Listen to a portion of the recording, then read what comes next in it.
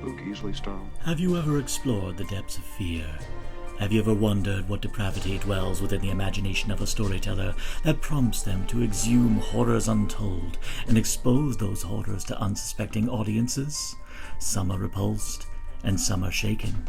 However, there are those who are invigorated. So to those demented souls, we invite you to journey inward into the dark bowels of human imagination. Press play, and you will discover what's in the podcast. Farmer's daughter, take one. I need to be famous, Wayne. All the best people are. There ain't nobody else out there like you. So this is it. Our own studio backlot. You're looking for a place to stay. Oh, yes, sir. And my wife, Pearl, is next door. So I would appreciate a little discretion. My wife is not well. It happens after dark. Are you all right? No. Your agent tells us you're quite a popular name in adult film and entertainment. Is that correct? I'm curious, did you always want to be in that line of work? I always wanted to be famous. Name 5 celebrities who got their start in horror movies. Jamie Lee Curtis, John Travolta, Demi Moore, Brooke Shields, and Maxine fucking Minx. I don't like walking out here with that freaking Night Stalker guy on the loose. The Night Stalker. Night Stalker? Night Stalker. He's terrorizing Los Angeles. I can handle myself. So said every dead girl in Hollywood. My employer is a very powerful man. The past ain't finished with you. It's gonna keep knocking at your door. Tragically, another victim of the Night Stalker. If I knew 3 people who were murdered in 3 days, I'd be pretty scared. Whatever's going on in your life that's interfering with this picture, squash it. I intend to. You're a fucking movie star. Let's see one goddamn fucked up horror picture. And welcome to another edition of What's in the Podcast. And today I am utterly delighted to bridge both sides of America, this woefully fractured nation, to talk about our united love of a trilogy, the rare instance of a trilogy that actually stuck the landing and did so in record time, no less. Today we are talking about the X trilogy as directed by Ty West. But in order to really get into the nitty-gritty of the thematic material of this, I had to bring in 2 friends who actually both of them had their fingers so far up the pulse that I think they're massaging the heart of show business. Those, of course, are our dear friends. You all know them. They've both been on the show. Matt Kanopka from Killer Horror Critic, and JT Tally Smith, my wonderful friend from our Slumber Party Massacre reviews. Welcome back, both of you lovely people. Oh, thank you for having us back. Yeah, I'm excited. Yes, and in true X fashion, we're going for a 3-way. So XXX. Yeah. Oh my gosh. Oh my gosh. Sorry. All right, we're getting that out now. All right. No. The dad jokes are going to keep coming. So. I do not want my dad making jokes like that. Oh no. Oh no. No, God, no. So for those who are shockingly not in the know, the X trilogy came out in 2022, directed by Ty West, who did House of the Devil, The Innkeepers, and The Sacrament. I believe that was he did The Sacrament, right? Yep. Mm-hmm. Okay. For some reason, I keep thinking Benson and Moorhead did that one. But yeah, no, it was Ty West. Similar vibes, I guess. Yeah, I guess that's what it is. But then he brought out X, which was this wonderful loving tribute to 70s exploitation and slashers, and of course the budding porn movement during that time. And for both of you, what was your general reaction when you first watched that one? Mind blown. I don't know. Yeah, I loved it. Yeah, I remember the trailers for that when I forget who plays the cop that shows up that bookends the film, but yes. Are we jumping right into spoilers for all of these? Or yeah, we're going to be getting into spoilers. We kind of have to. Okay.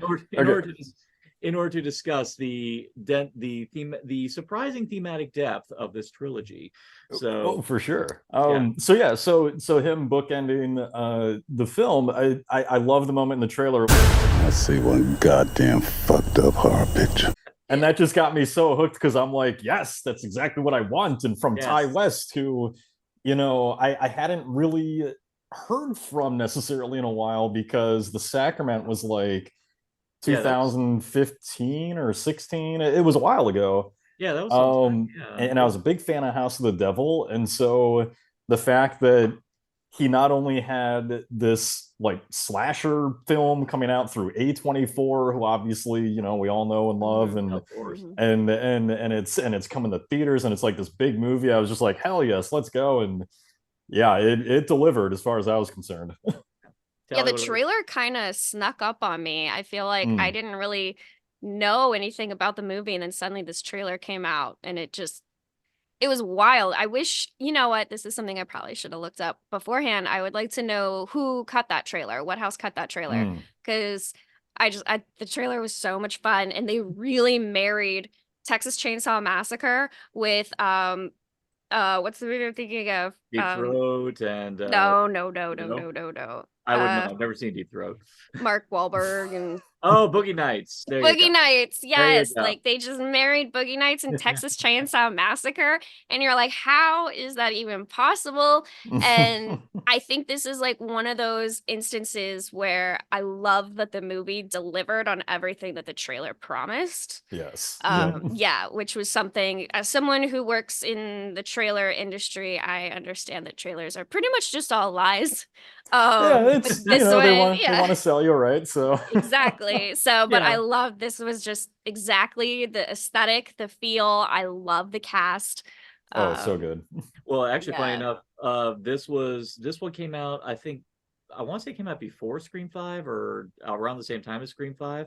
Yeah. Because this was, and this kind of, because Jenna Ortega was in this, and this was part of a triple whammy horror punch that she delivered, because it was this, Scream 5, which she freaking stole scenes in, and even had a brief appearance in Studio 666. So it was blatantly clear that Jenna Ortega was gonna explode on the scene as a scream queen, and now look at her. So yeah, I think this was after Scream 5, because I remember, I think you're right.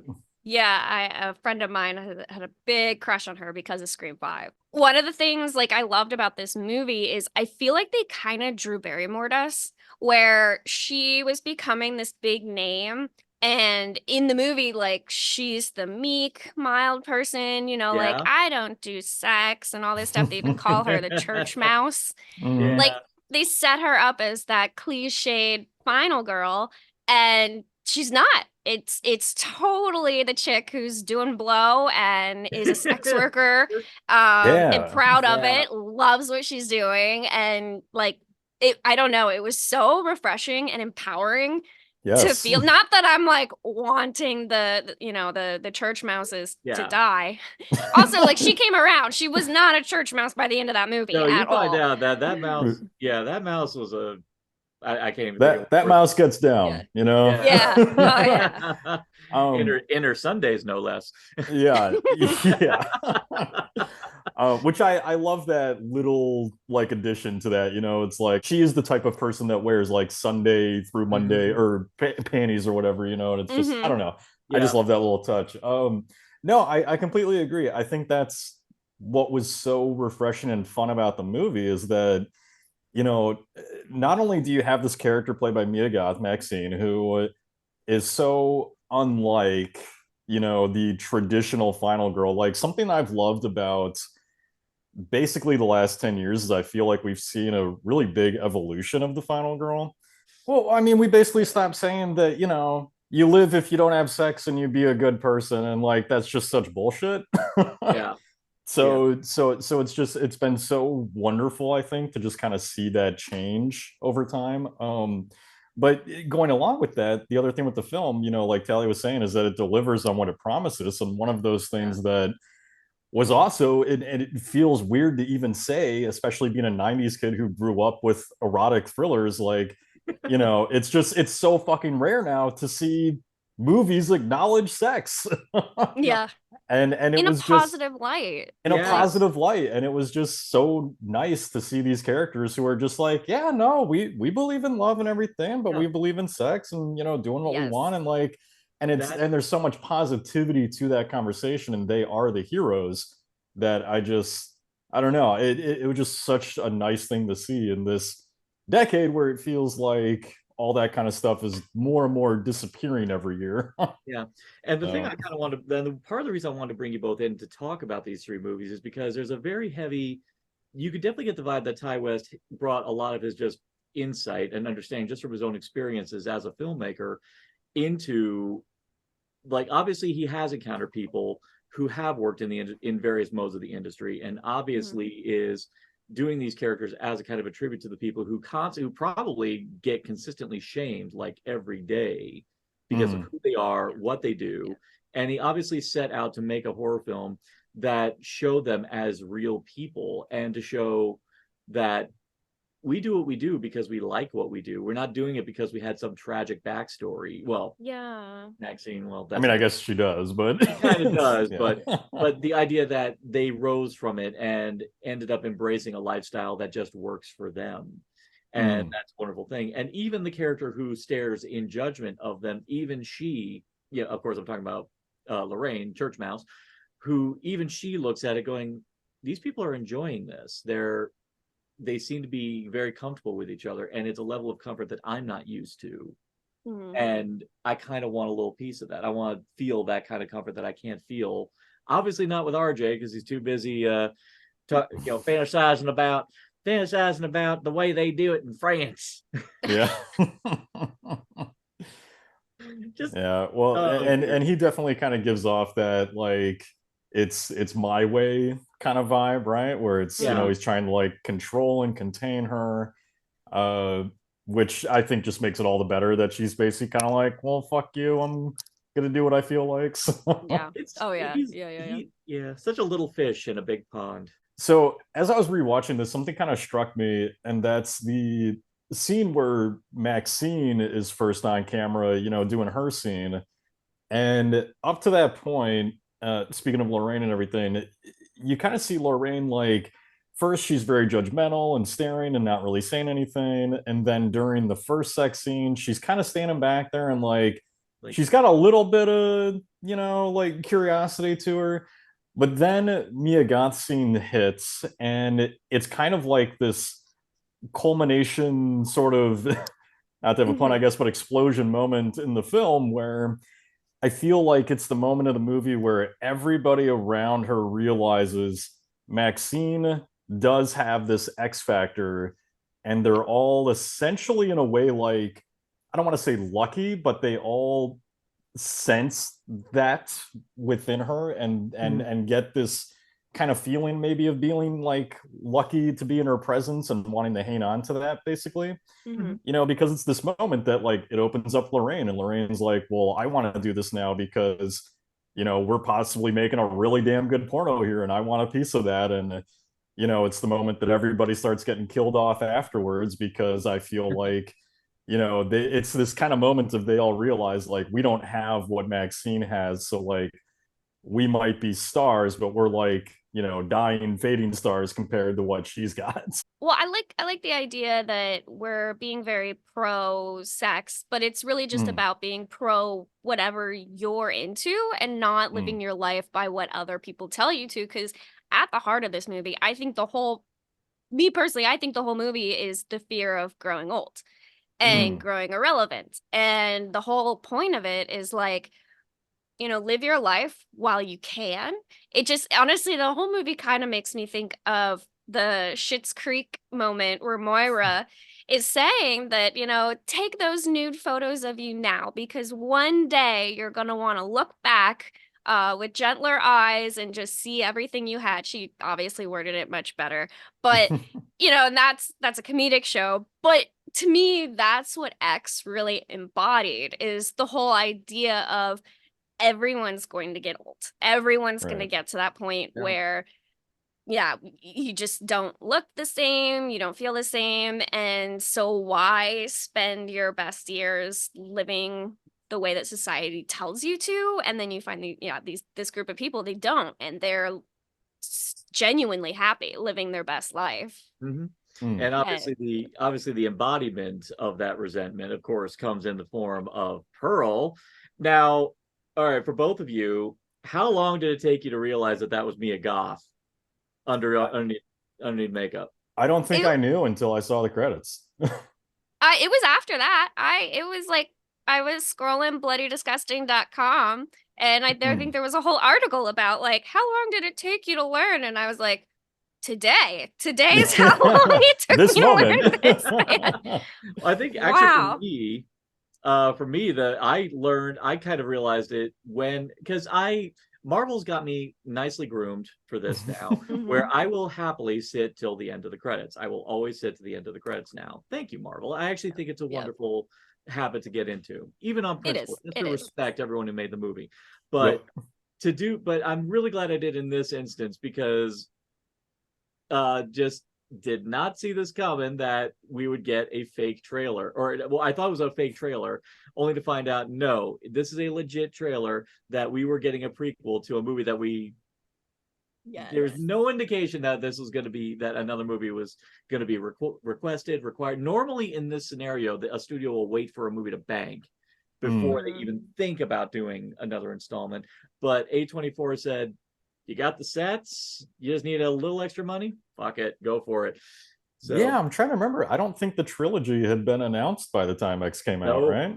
No, we didn't even know a third one was coming out by this point. We were I think everyone was just so surprised. But before we get too ahead of ourselves, let's go ahead and fixate on Pearl as we see her now here in X. Sure. Normally in this scenario, like whenever you have an actress playing dual roles, it's usually some gimmick, or it's usually some ego trip, or, to just show you have such range that I could play this other role and you would never know it, But bless it, Ty West had an intention with this. It was like, no, the whole purpose of this is to show the connection between Maxine and Pearl, the idea that these are two people who actually at their core have something deeply in common. The idea that both of them have an ambition, both of them have this desire to be more than what they were. But they both see each other on the opposite end of a very just dark balance. On one side you have someone who has lost any possibility to ever live the life that she wanted. And then you have the other person who is, for all intents and purposes, at grabbing her life by the balls and twisting, and in some cases possibly literally, depends on how kinky the porn was. For additional thing is the fact that Maxine is doing it without any kind of fear or any kind of inhibition, or just not letting anyone stand in that path. And even more so, she surrounds herself with people who support her, as opposed to that's the other thing I will say. I think for me, that's why I think X is my top of the three, is because I loved just the core characters. In particular, I love Wayne, and I loved how supportive he was. Not just of he surprises you. Yeah, just the fact that I think one of my favorite bits is when RJ's freaking out and he's like, Lorraine's not like those other girls. It's all like that. And I love that Wayne, it's not even an insult to him, but I love that he just like steps up like going, come again. Yeah. What was that? I was like, yeah, that's the moment I'm like going, no, Wayne legitimately cares about these women. Oh, he legitimately cares. He seems like this kind of, he's in the role that would normally be like this kind of douchey, piggish producer, right? And yet he ends up going completely against that in a lot of ways, because he does care about them. He does care about Maxine. Like, he really is, I think, in love with her, and he is thoughtful. Like, I think he actually does care about RJ and just kind of how he feels about the whole situation, like he's very supportive, and you really don't see that coming from a character like that generally. So absolutely brilliant that Goth ends up playing both of those roles, because like Tally was saying, ultimately the film is about that fear of not living your life to the fullest, and not having the life that, as Maxine likes to say, you deserve. And there's just so many little moments where once you kind of realize that that's what's going on, then revisiting this just enriches the film entirely, because like a moment that stands out to me specifically is when Pearl crawls into bed with Maxine, And I kind of love her opening her eyes and seeing her there, and it's like she's looking into this, potentially terrible future, because Pearl represents everything that Maxine's afraid of, which is age and failure and resentment, and just all these really negative feelings that Maxine wants nothing to do with. Because I mean, that's ultimately the thing with Pearl, is she ends up, revealing herself to be the sort of person who blames everybody and everything else for her failure except for herself. Yeah. And those are always the people that don't do well, and they carry that resentment, so she ends up making like a perfect antagonist in this film. So yeah. And we might as well go into what led Pearl to this predicament. When we think about her whole story, someone made a very keen observation, especially now that with Maxine out, and for me, I realized this whole trilogy, X is kind of like in a seesaw fashion. It's kind of like, I guess, the fulcrum, I guess is the word. It's about the teetering scale, about how one person falls so one person can rise. It's the idea that sometimes we learn from other people's failures in order to rise up ourselves. One could even say that Maxine's experience in X, where she survives, and because she sees this mirror image of Pearl and sees a lot of what her failures could be, one could say this whole experience seriously lit a fire under her ass, and probably even built up this sense of self-preservation. I mean, one of my favorite lines at the beginning of Maxine is how she says that I'm 33, porn's been doing good for me, but at 33, porn stars age like bread. And I was like, that I love, and I love to wonder, is like, did Maxine's brush with death in this instance, did it embolden her to a level where she, I mean, you get I always felt like she was kind of like, probably was content with porn, but then realized that she needs to aim higher to really kind of throw herself into the stratosphere. All right, because she starts off X with, you're a fucking sex symbol, like she hasn't reached that point of telling herself like you're a movie star. She's still she does it kind of the right way, I guess, which is setting goals for yourself, right? And her first goal is, I'm going to be a sex symbol.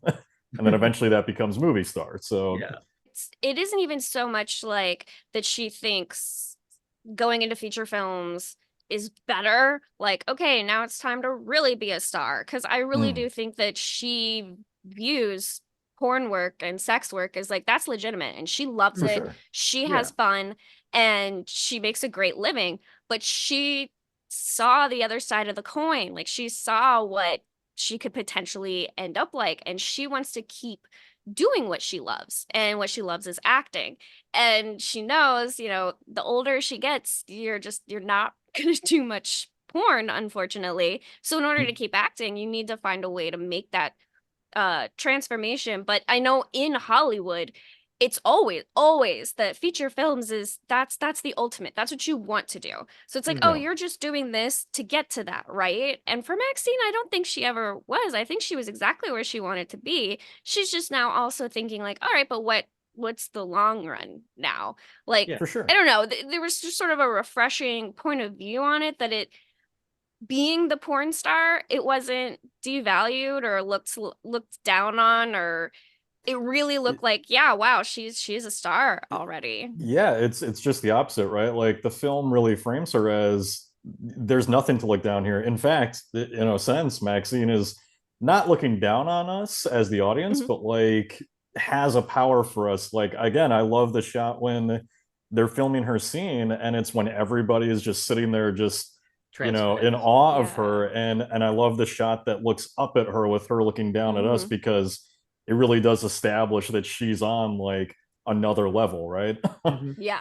And actually, and even more cunningly, and a wonderful bit during that sequence is, it's not just about everyone around her reacting to what they're seeing, but the way Ty West also does these great scrolls across the sound mixer, like the sound mixer picking up the levels, and you're hearing Maxine's moans at the same time, just hitting home, that Maxine is so transcendent in what she does, and has that quote unquote X factor, that it resonates even through, even beyond film, through through sound. So there is that idea that yes, she is, and even better is that you've got Pearl staring in from the window and even fantasizing about herself.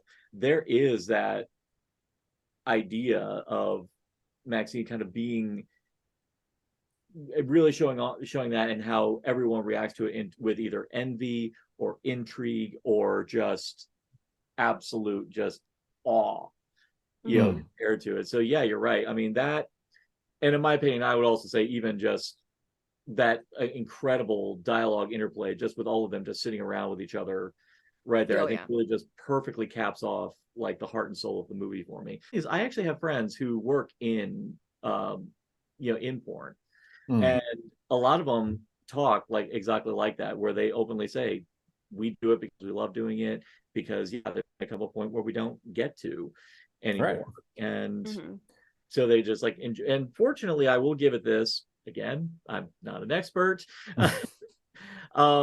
I do know the wonderful thing about that does happen in porn now is that they do cater to people of various body types, various shapes, and there is gilf porn out there now, which I will say back in the 70s, not so much. But then again, porn was kind of a booming industry around that time, because Deep Throat, and actually that's another thing I love about this movie, was that this wasn't just a tribute to 70s slashers.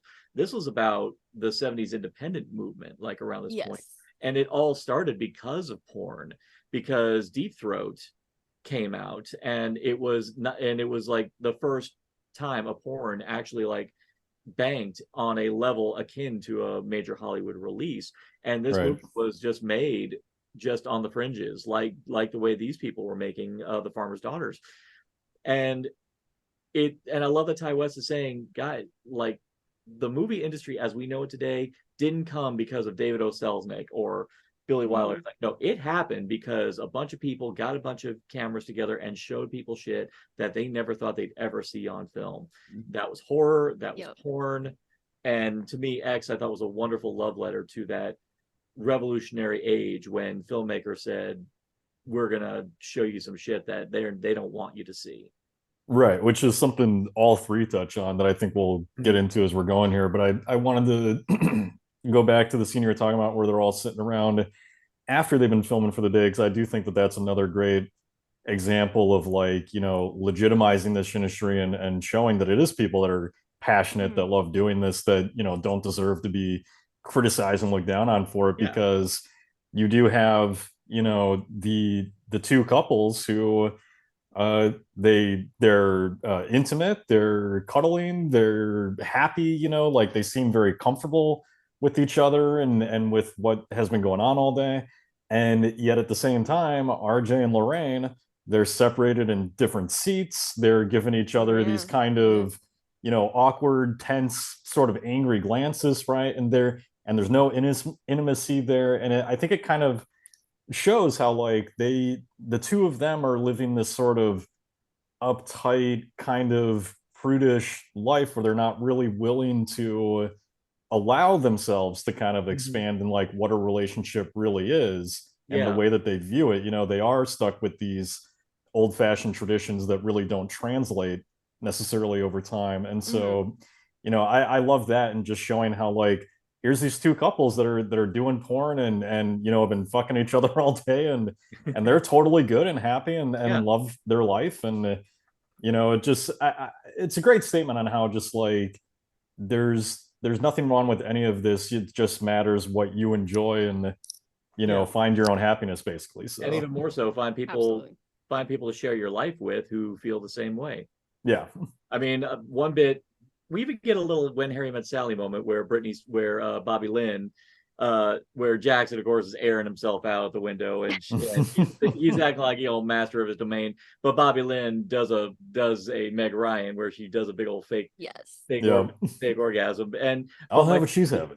But my favorite thing about that is the fact that Jackson doesn't act all wounded about it. He actually looks at her like going, and he just says, I love you." Right. Yeah. Like, it's such a healthy relationship. I love it.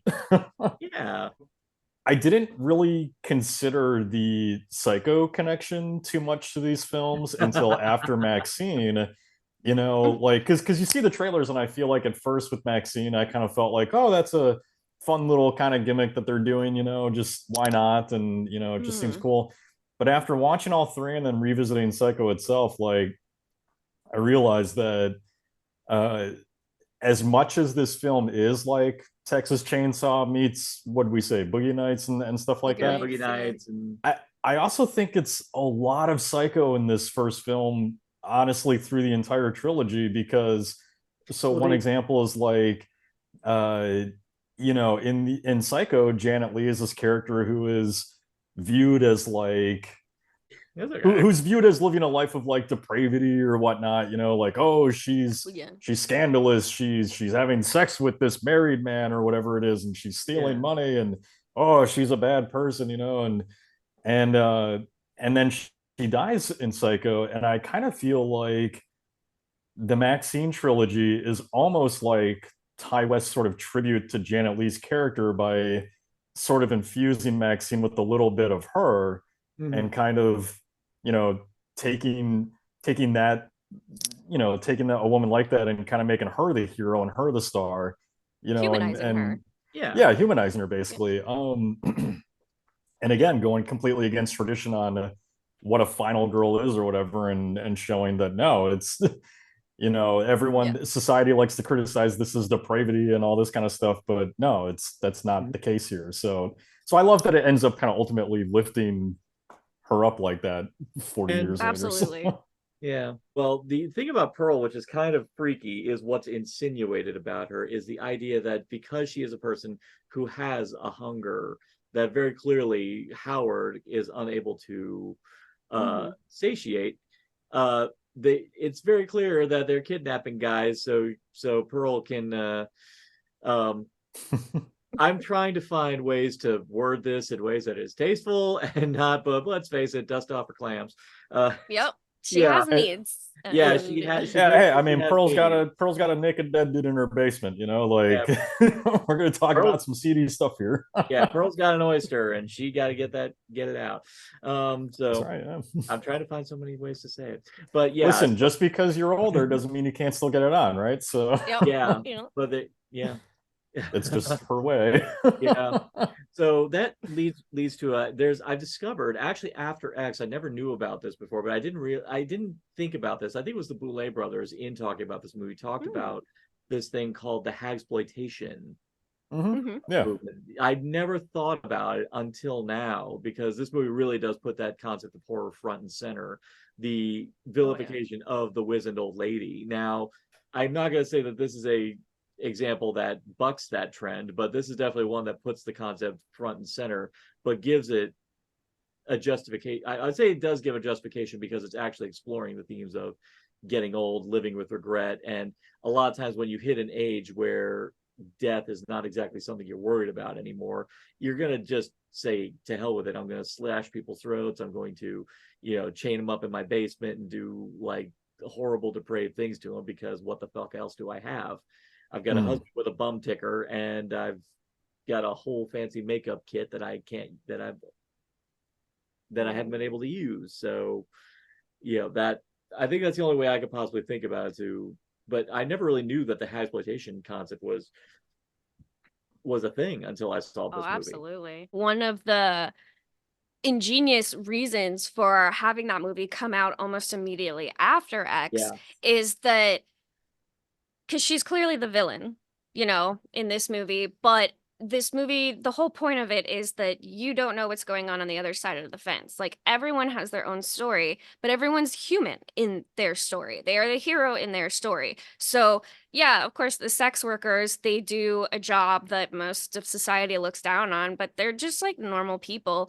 And then you have old people who a lot of society is like, well, they're no longer people, they're just like old people now, and they're weird and creepy, and this kind of is like, no, they're also people and they have needs, and they, you know, they came from a life where they were just like you. And I think having Pearl come out almost immediately after this gave you that something to connect to, like, oh yeah, we're not just hearing her say, I was pretty like you once. Now we're immediately seeing her point of view and like, oh yeah, empathize with her now. Like, I'm not gonna do what she does or anything, but it's like I see where she comes from.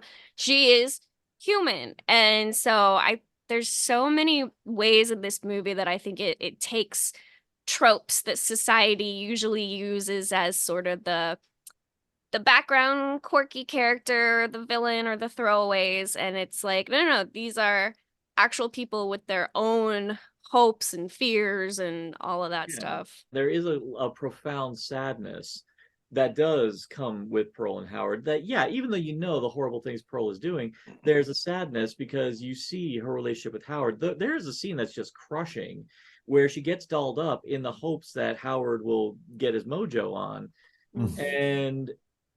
But he said, I can't, my heart. Yeah, kind of thing. And that's a logic that is really hard to refute. It's like, I mean, I could try, but my heart may explode. I can't take that chance. So there's a sadness there. But then I love how that does come to play later on when we do. And we do have to think, I have to ask both of you, when I saw this originally, like I was on my own, and one thing I'm going to tell you, one thing I do love to do, I actually kind of like to sit like in the third row of a movie theater, especially with a horror film, because sometimes I just like being up close and personal. Yeah, sure. I was up close and personal for that. So when that was a go, when it was like, this is going to happen, I didn't look at this with revulsion. I'm like, oh my God, this is happening. This is actually... we're getting a scene. We're getting two suitcases rubbing up against each other, just being and hearing old people say the things that you commonly see young people say in porn.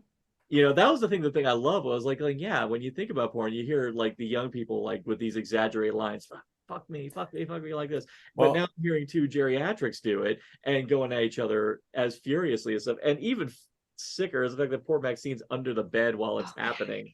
Well, it's interesting, right? Because society does sort of like look at that as like almost kind of like a line being crossed, right? But at the same time, it's humanizing the characters as well, because it is showing us like, yeah, guys, old people fuck too. It's a totally normal part of life, I mean, I absolutely love the way that they did that whole scene, because it does give you very conflicting emotions at once. So I was having a hard time trying to figure out, what am I supposed to be feeling right now? Because, despite what we want to say our morals are and what, the point that the movie's trying to get across, I think the immediate reaction of anyone is revulsion. It's just like, oh, I shouldn't be seeing this. But then there's also, because we did see that heartbreaking scene where she got all dolled up for him and he couldn't. So there's also like a kind of like, oh, but finally, like, I know they're not, they're the killers, but like, I'm also kind of happy about this. But then the camera keeps going under the bed and you see Maxine under there, and it's like, forget any kind of sex that's happening. Like, this chick is like gonna die. So that whole scene, and I think the way that it's edited together, it purposely pulls you in so many different directions of conflicting emotions. And I love how they did that. Yeah. One day, either by my hand or the hand of another filmmaker, I want to see them do a sweet old people, like graphic old people sex scene. I'd like to see that. Like one that we're actually like, oh, they still do it. I mean, the closest I think we ever gotten to it was Something's Gotta Give with Jack Nicholson and Diane Keaton. Oh, yeah. I think that's about as close as we ever got. But it would be nice to see that sometime, just to show that it's a beautiful thing. In this case, you got the unfortunate hidden you got the context of like, these people did just slaughter pretty much all of Maxine's friends, so it's right. You can't feel 100%. Yeah, we only feel so much empathy for them, and again, credit to Ty West in terms of the way he fleshed out these characters. I was sad that every single one of them died, because they do such a great job establishing that these are nice people. I mean, even to the fact that Bobby Lynn, when she sees Pearl like on the side of the dock, naked, she immediately is like, oh my God, no, actually really being nice, trying to be company, being friendly, and Pearl just slaps her in the face and just shoves her and feeds her to Theta. Yeah. And I was like, that is just that and even Jackson, who goes out of his way to like help find Pearl in the marshes. Mm-hmm. You know, even though there is this built up tension between Howard and everybody, because Howard didn't exactly make a good first impression, especially with Jackson coming from Vietnam. But I like the idea that they're setting up that he's trying to bond with Howard because both of them were soldiers in their respective wars. I like that Jackson's actually reaching out there, like saying, yeah, this guy made a bad first impression, but we can still work together because we've got this the bond of the soldier. But obviously Howard didn't feel that way. Apparently. I think anytime you have an old white dude, a young black guy, and this is a period piece, you're immediately like, okay, well, there's going to be racist problems. There's going to be racist undertones. And I don't know if this movie necessarily had that, but I think they did purposely set it up that you're worried about it. Because, I mean, the whole point in a horror movie is you need to be uncomfortable like the whole time. And so that's just one of those little added layers of something else to make you uncomfortable. Like, what is Howard going to say? What is he going to do? And I think refreshingly, I mean, I'm a white person though, so someone could say something completely different. Yeah, I unfortunately don't read things the same, but didn't seem like he just kind of hated everyone, and he just like all these young kids I didn't want anything to do with. But for Jackson, it was this whole, here's just a human who needs help. Like, oh, his wife's lost. Like, it didn't, we can bond. But I think even beyond that, we got the sense that Jackson's going to help anyone that needs help. Because, and it's this character that you would normally think like, oh, he's the porn star, he's the stud. He's the good looking guy that, he's not going to need to waste his time walking through the marshes looking for an old lady, but it's just no hesitation. He just immediately was like, all right, let's go do this. And it was just I guess we're sort of saying the same thing 20 ways, but a wonderful way of humanizing these characters. So actually, you are right. There is a kind of like unease about the fact that we have an old Texas farmer with a black guy with a glorious silhouette of an actor. Love it. Which he lets hang free. And there if you got it, flaunt it, right? You got it, flaunt it. But that does it. And I will say one thing, and I heard rumors that Ty West does have like other ideas. Personally, I would love it if we had a interquel, which is a term which is rising now. Interquel. I'd like it to be called Pearl X Howard, where we actually do find out what happened after the events of Pearl, and with that. But we haven't even gotten into that yet, so let's go ahead and kind of veer in that direction, leaning into Pearl, because that was a big old surprise for everyone concerned, was the fact that we got this prequel not only coming out, but coming out like only a mere couple months after the first one, and knowing that it was going to be aesthetically a completely different type of film done in, now I know they wanted to go black and white, but they knew that A24 the studio wouldn't budge on that, so they said, you know what, let's go the other extreme and just make it Wizard of fucking Oz. Except except Dorothy and the Scarecrow going to fuck. They sure did. Oh my god, they sure did. So naturally, for I jumped on Pearl. Like as soon as I realized that this movie was legit, I jumped on it like almost immediately. So, so for when you all saw Pearl and eventually, what was your responses to that one? Tally, you go first. I loved it. I actually, because they came out one right after the other, as soon as I started seeing advertisements or something online for Pearl, I had friends that are like, hey, you want to see this? And I'm thinking, yeah, this looks great whenever it comes out. Like, oh, no, it's in theaters. It's ready to go. Oh, okay. No, my friend and I, we were very excited to see this because we both saw X together, and I absolutely loved it. I think I tend to lean more towards X, but it really comes down to purely aesthetic reasons. because I love the Texas Chainsaw Massacre style aesthetic.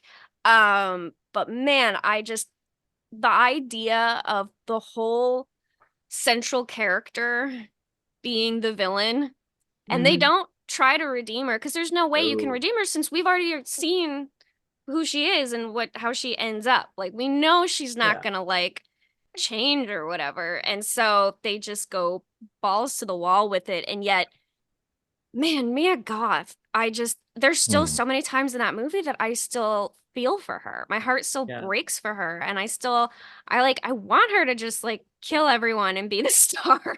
Like she does it so I'm a star. Yes. But I was so happy that they were doing this movie, because even though X does a wonderful job really kind of giving us a good understanding of Pearl's motivations, it was great to know that we were getting this prequel that was really going to help us understand who she was as a person. Because one of my friends, Diva from Musical Hell, made a very keen observation about the portrayal of villains. If you have a movie where the villain just balls out, say, I love being a bad guy, or I'm just bad for the sake of being bad, that in and of itself is lazy ass writing, because no one on the face of the planet ever acknowledges that they're the evil person, and they just say, I love being a bad guy. That's cartoon villainy 101 right there. So everyone, I believe it was a psychiatrist talking about Batman villains, they all say we are the heroes of our own story, and anyone who opposes us is just the villains of it. So in Pearl's, and the thing that shows what a success Pearl is promptly afterwards, like almost immediately afterwards, I was already seeing cosplay of Pearl. Like there's just a yearning in that character that I know a lot of people legitimately click with. Like there's just a want that just is so potent in her that I know every single one of us at one point in our life just desperately wanted, and we just believe that the world is pretty much against us. And in Pearl's defense, the world is kind of against her when we meet her. Oh yeah. Practically. Yeah. That's kind of another thing that is a major juxtaposition between Pearl and Maxine, to me, is the fact that both of them, while their desires are the same, their ambitions are the same, they came from two completely separate worlds, and they have their own respective obstacles that just completely derail, that like could on one side could either derail them, or they can find a way to rise above it. And that's the major dividing point between Pearl and Maxine. And in Maxine, we find that out in the movie Maxine, but Pearl, we see everything that was like her initial trappings that led her to this kind of defeat. So like Maxine, for example, right? Like she's this character that I think a lot of us would maybe aspire to. Like, I can't speak for you two, but like I would love that confidence. I would love, like we all want to be that hero in our own story where we're talented and confident, and we get things done that we want to get done.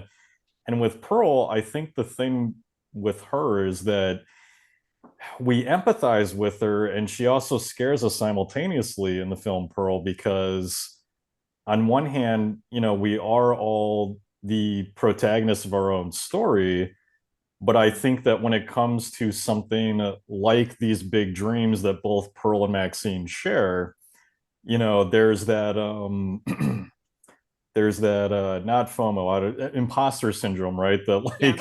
That some of us dread feeling or having come to fruition, where we empathize with Pearl, but at the same time you're kind of like, well, geez, she's delusional, and I hope I'm not like that, or that I'm not delusional, right? Because the thing with her is you're supposed to feel for her, but you're also supposed to acknowledge that she is delusional. She's a sociopath. She is a sociopath. Yeah, like, I mean, not only is she, killing animals right from the get-go in Pearl, to kind of put you against her a little bit, but the thing that you notice watching I didn't mind geese are assholes. Fuck that goose. I don't care. I mean, geese are assholes. Geese. I'm not. I had geese. Geese are assholes. Fuck that. I'm not going to deny geese are assholes. It doesn't make it okay though. But so maybe that particular goose had it coming. I don't know, but he did. He was interrupting Pearl's show. Where's his movie? He definitely struck me as probably a dick, but oh yeah.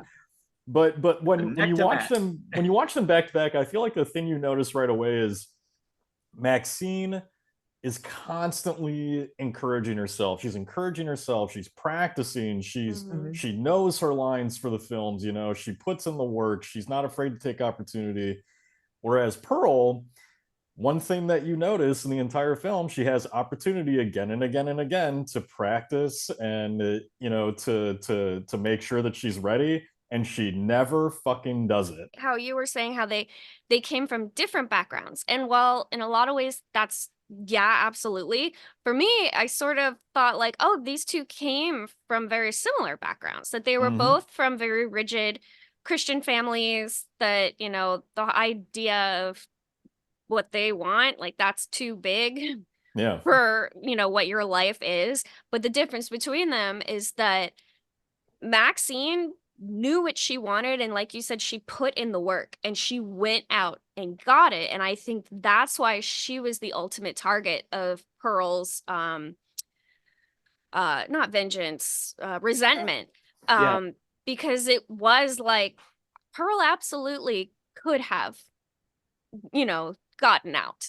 And it's not like, it's not to say she wasn't in a shit circumstance, because she absolutely was. She absolutely got born into this, you know, life that no one deserves, no one wants. Even her mom admitted she didn't want this. Yeah, but I think Pearl, instead of trying to fight for that life that she deserves, she instead blames everyone else around her and just plays the victim. And so she essentially wastes her whole life away. And whereas we get to see Maxine, on the other hand, you know, she may be a character whose decisions like people don't agree with. She may be the type, she may not, you know, be the cookie cutter hero material or whatever. But at the end of the day, like, she is absolutely the hero of her story, because she saved herself. And to me, that's just her whole thing is so empowering. Oh yeah, by the way, crazy spoilers for Maxine. This time, you know, the movie just came out. I understand, you know, so yeah, we are spoiling the shit out of that one. X and Pearl, you have no excuse, but Maxine, we will go into that.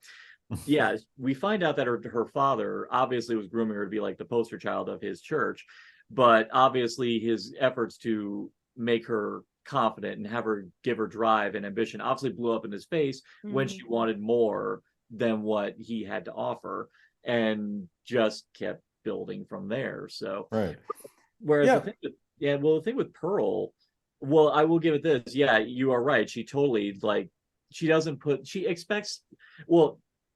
totally puts the presumption in that you marry rich, that he's going to help you get out of your hole, not realizing that, oh, Howard might have his own dreams and ambitions. And very clearly she did not talk to him about it, because he made this decision without really, and very clearly Howard didn't talk to her either. So it's not exactly it very clearly was not a marriage built on love.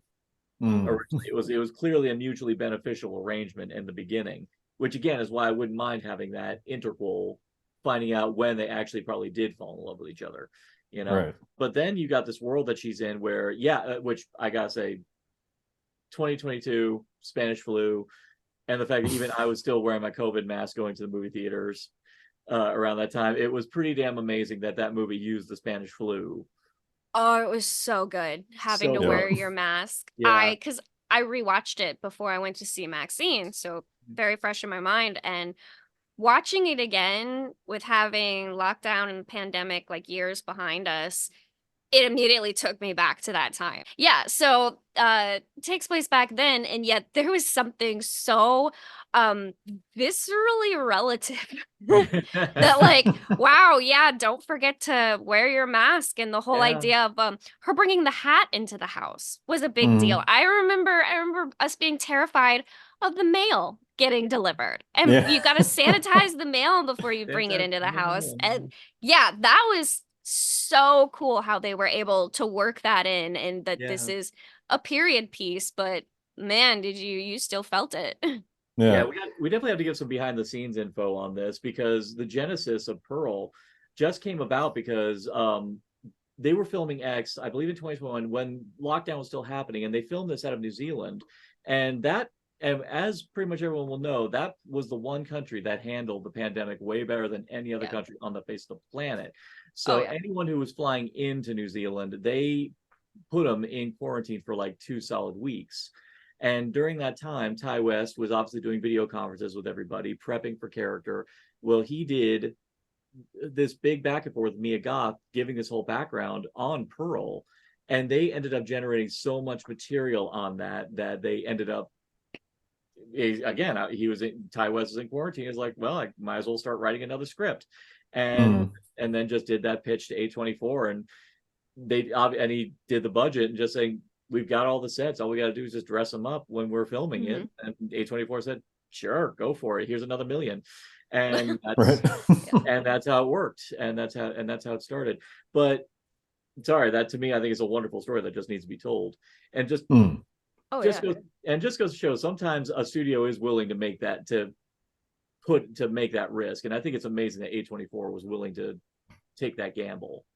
Yeah, definitely. Well, I mean, they saw he had a vision, so yeah. A24 seems to be that studio that does actually take risks, which is why I think it's a very unique studio, and why it's one of the studios that when you say, like, everyone knows what you're talking about when you say a Spielberg film or a Tarantino film, but this is an A24 film. You're not talking about the director or the writers, you're talking about the studio. And I think it is because they usually take these risks, and it does make me nervous that I'm like, I hope you guys don't become too popular, too big for your britches, and that you'll try to go mainstream. But I mean, so far they're on track. Yeah, that doesn't seem to be the case. I mean, they're the studio that got Best Picture with a fight scene where 2 guys had trophies up their ass. So you know what? Yeah. Bless. Love everything about that movie. But yeah, so it's just damn cool that they took that particular risk. But the other thing I was going to add about not just the Spanish flu, but World War I was happening at the same time, and Pearl was from a German family.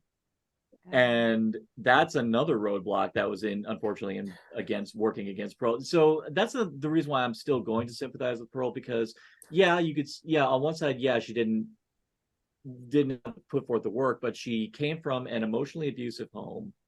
That's one thing. But 2, the fact that the world around her was going to be naturally xenophobic on account of the fact that she's German. So, and as we see when she does the audition, they reject her because she doesn't look all American girl. Yeah. Kind of thing.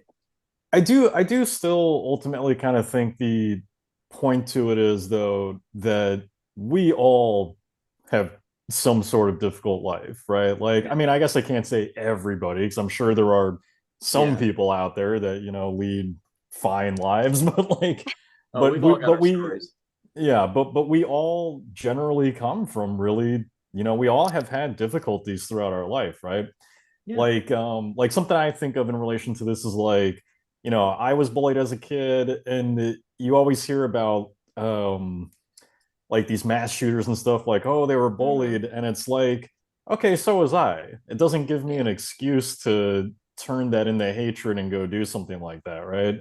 And I think it's similar with Pearl, where it's like you had roadblocks against you, but it's still up to you to define your own destiny, right? And like, it's still up to you to have put in the work, and at a certain point maybe realize, like, you maybe weren't talented enough, and that sucks, and and it is what it is. But you could even say that she may have had the spark of talent, but because she grew up in a home that did not cultivate that talent, she never got a chance to. And we'll never really know, because we don't see that side of anything. All we see is Pearl. So here's something I noticed is like, okay, so how in Maxine, the film opens on that old footage of Maxine dancing in front of the camera and everything, and it's the same dance. It's the same dance that Pearl ends up doing for her audition. And something that struck me about that is in Maxine is a little girl, maybe 7 or 8 years old at the time, right? Yeah. And that's the dance that she's doing. Whereas Pearl is, I think, in her 20s or something. Early 20s, and she's doing the same dance. And what struck me about that is, like, Maxine was doing what Pearl can do at the age of 7, and Pearl's sort of peak, Pearl's like audition and her peak talent or whatever is like childish, basically, right? Because and her whole idea of her talent is childish because she's never performed or anything in front of everybody. It's only been in front of her animals, and yet she thinks she deserves the world. And it's like, and so I feel like Pearl very much is commenting on people like that are very common in the industry who think that, well, I want to be a writer, or I want to be a filmmaker, or I want to be an actor. And they think that just because I say I want to be it, I deserve to be it. Yeah. And that's not the case. You have to work and you have to put in the time. Yeah. So I like how Pearl, it makes us sympathize, I think, as far as we see a little bit of ourselves in that, and that we all have dreams and we all have difficult circumstances. But ultimately, Pearl's message is essentially, you have to go beyond that and put in the work and become Maxine. Otherwise, you risk having that resentment and becoming Pearl. So you look at the audition Maxine does at the beginning of the movie. Yeah, we find out that she does you're going to cast me. Basically, she does a flex for Elizabeth Bender, but ultimately in the end she still gave a fucking amazing audition, right? Yeah, so she's earned that confidence by that time, is the difference. Yes. Well, I mean, I myself, all my times auditioning, I would never in a million years have ever stopped someone in the audition saying, you're going to cast me. I would never would have done that, because I am not that level of confident. I just, like a lot of actors, just clutch my hand, pray that I get the gig. Most of the time, it usually lands. Most of the time. It happens. Anyway, I believe you. But yeah, hell, Pearl even tries to, shack up with the projectionist in the hopes that he's going to sweep her up and take her away and live in a bohemian paradise. She just wants the easy way out, basically. But I love how the projectionist sees her world and sees what a corrosive, toxic environment it is, and almost immediately is like, you're scaring the shit out of me. And then she stabs Superman. Well, and going back to what I was saying is, like, think about their interaction, right? Is he even tells her multiple times, he's trying to encourage her, like, oh, don't you got to work on your dance routine, your audition's coming up. And what does she do instead? She murders him, because he turns her down and won't take her to Europe or something. Like, she's so unfocused on the dream, in a sense, right? She's unfocused on the work it takes. Yeah. So. He kind of surprised me, because it also was very much setting it up that he was just absolutely using her, like, oh, you're pretty, this will be fun for now. But afterwards, I kind of got the sense that maybe he did like her. Maybe it wasn't love, maybe he wasn't ready, because he did know that she was married. Maybe it wasn't like, okay, we're gonna run away and live together. But like the morning after, he still, pulled her in for a kiss. He still seemed excited about her audition. He seemed more than happy to drive her, to the farm and everything. It wasn't until she was pushing him that then he was backing away. Once she was asserting that, like, no, she deserves everything and all of this stuff, and you have to give me the answer now. But I think, he, again, I'm not going to say it was love and that he wanted to get married, but I think he actually did like her. And it's one of those things that it shows, like, oh, that was a self-fulfilling prophecy, that if she hadn't acted that way, maybe there could have been something happy there, or, maybe not the fantasy she wanted, but something happy and nice. And she was sort of the one who chased it away. Yeah. Pearl was never really surrounded by people who encouraged her or helped her in any way. And I gotta give it this. Actually, I have another fun behind the scenes thing I didn't find out until recently. The actress who played Pearl's mom was the intimacy coordinator on X. Oh, wow. Okay. That's interesting. Yeah, she did obviously the production schedules were very close together, and she just gave a freaking incredible audition, and Ty West cast her, and also because they love working with her on X. So that's cool. And and I will say it, she freaking delivered a she was good. Nailed that performance. Yeah, and love it in an argument, in any kind of argument scene. I love it when no one is ever truly 100% right. Like there's never an argument where one person's entirely in the wrong. I like the fact that no, Pearl's mom has every right to say these things. It's like saying, listen, we live a hard goddamn life, and honestly, we are lucky that we have the life that we have, because a lot of people like us are either being treated as exiles. Hell, you even had the good sense to marry, the good grace to marry into a rich family who actually kind of like us, to the point where they're bringing full-blown pigs, roast pigs to to our door. But at the same time, though, yeah, Pearl does have a desire to live a life beyond the confines of just the routine of wake up, do the chores, wipe daddy's ass, and just go to bed and then the next day. But I love how her mom says, do you really think this is the life I wanted? Do you think, or I think the great line, I was supposed to be his wife, not his mother. Yeah. Yeah.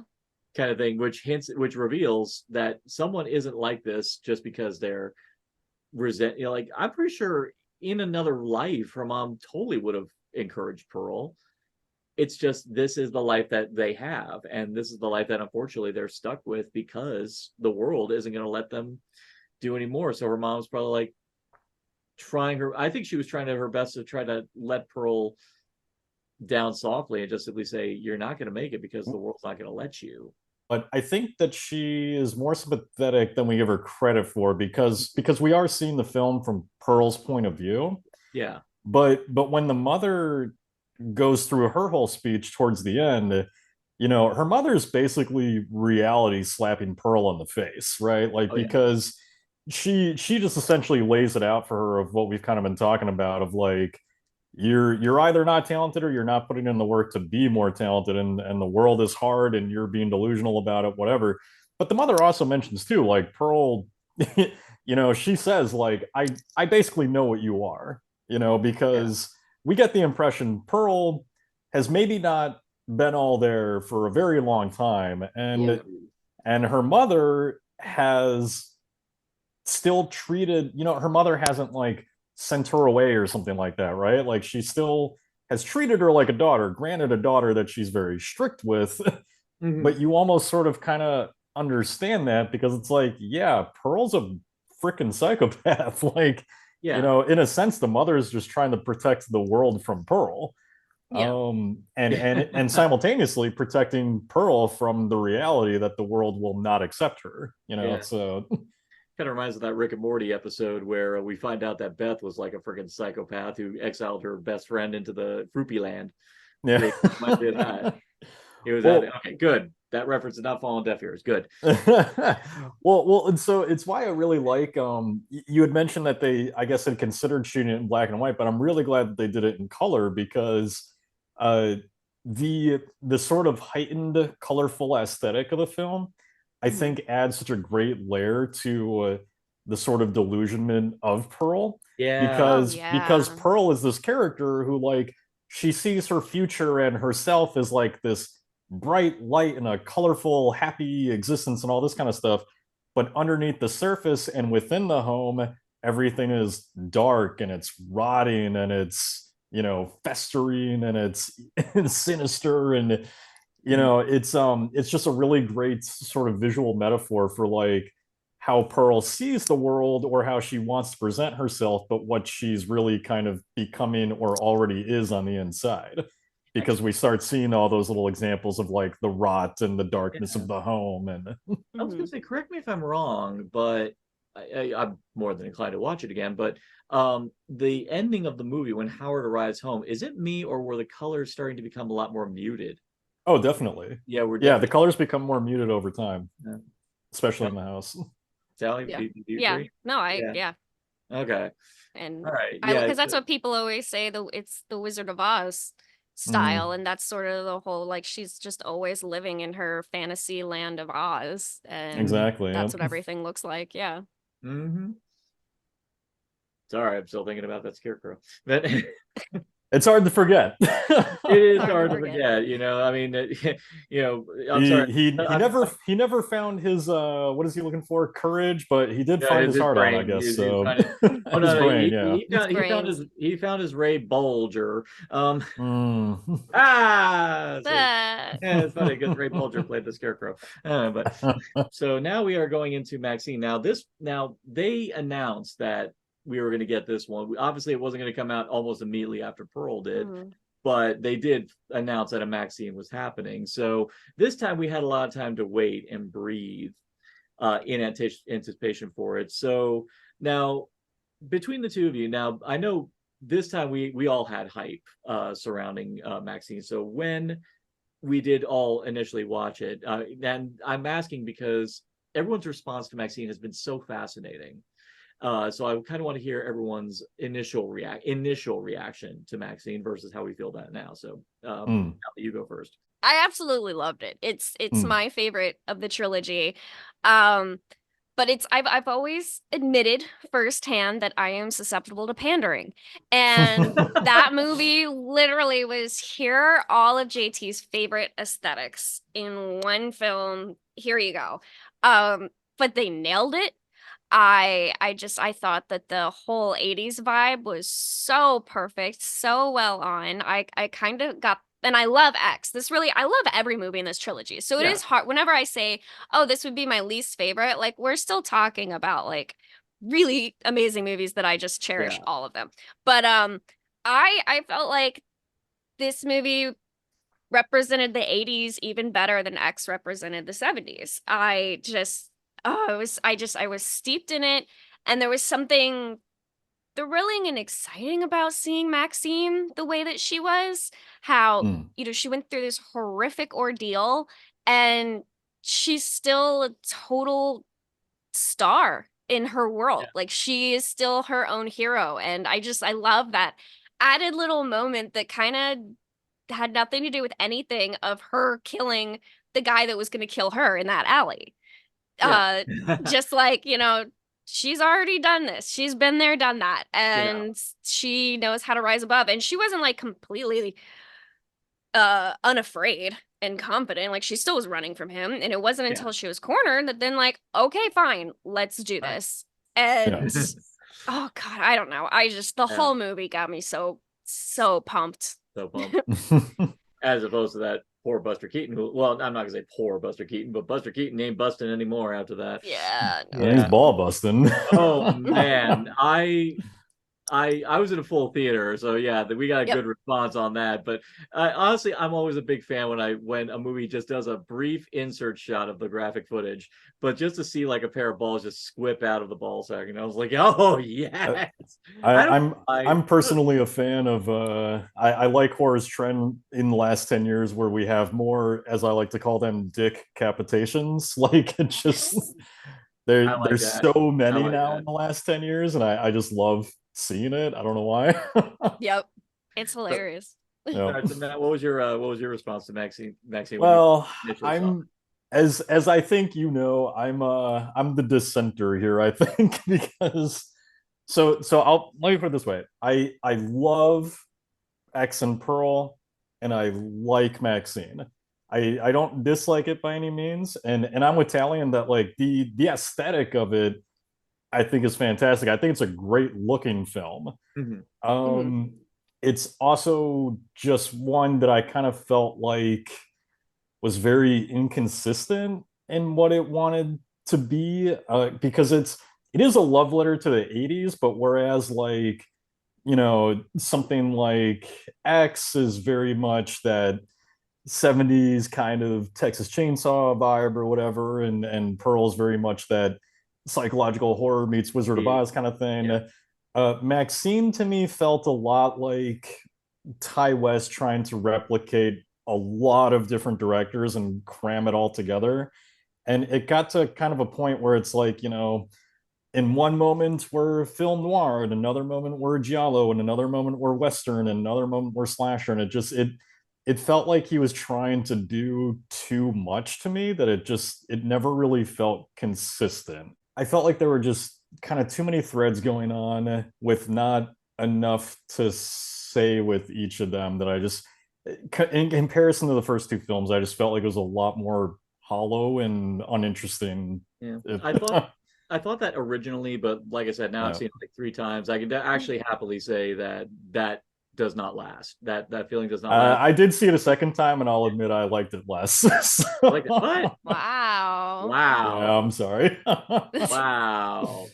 Et tu, Matthew.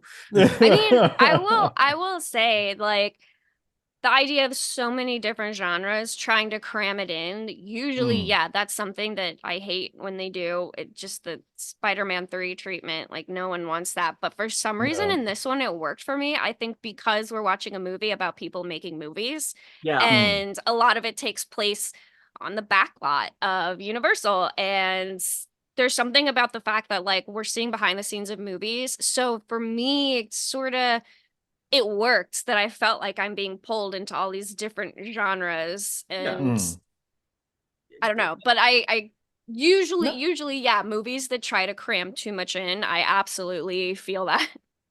Actually, I'm with you, Tally. I think that was the thing that inevitably fueled with the repeated viewings and also with thinking about how this weaves with the rest of the trilogy. I love this more because yeah, you're right. This was a movie about Hollywood, and Hollywood has different faces. It has different emotions, different moods. Speaking as a Floridian who's been there a couple times, but but either way, this is a world where everyone wears different faces. Everyone has different attitudes, and it seemed logical to me that the movie would have different looks. I mean, for me, the second I saw the trailer and I saw that it was obviously replicating, in my opinion, one of the best fucking movies about the seedier side of Hollywood, freaking Angel. Like, yeah, the fact that I was immediately picking up Angel vibes, like I was already the movie's bitch, because I freaking loved Angel. No, I get what you mean about the plot thread. Like again, I thought the plot threads could. What? God, it sounded like I'm going to Boston there for a second. But. No, I'm not. No, I'm not going to ride the Chevy. No, I'm not going to buy the Chevy. Anyway, but JD Power. All right. That was a deep cut. Yeah, I would have been mad if all of these threads didn't go anywhere, but ultimately all of them do collide together at the tail end. But what I will say is that I think the movie could have stood to be a little longer. I think if anything else, and honestly, I like asking. Well, it's doing enough that I think it could have.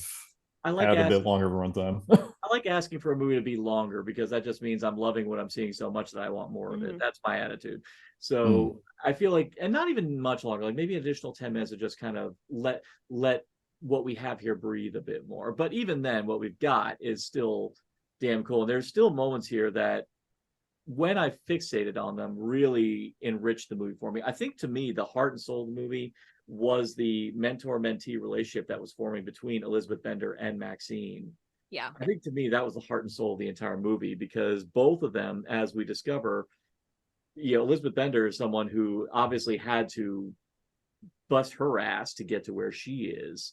And there's an obvious bond that starts to form between them because Maxine very clearly sees that she's a woman who had to do whatever she had to do to get here. And she is telling Maxine to keep your eye on the prize. Anything that's distracting you, get rid of it.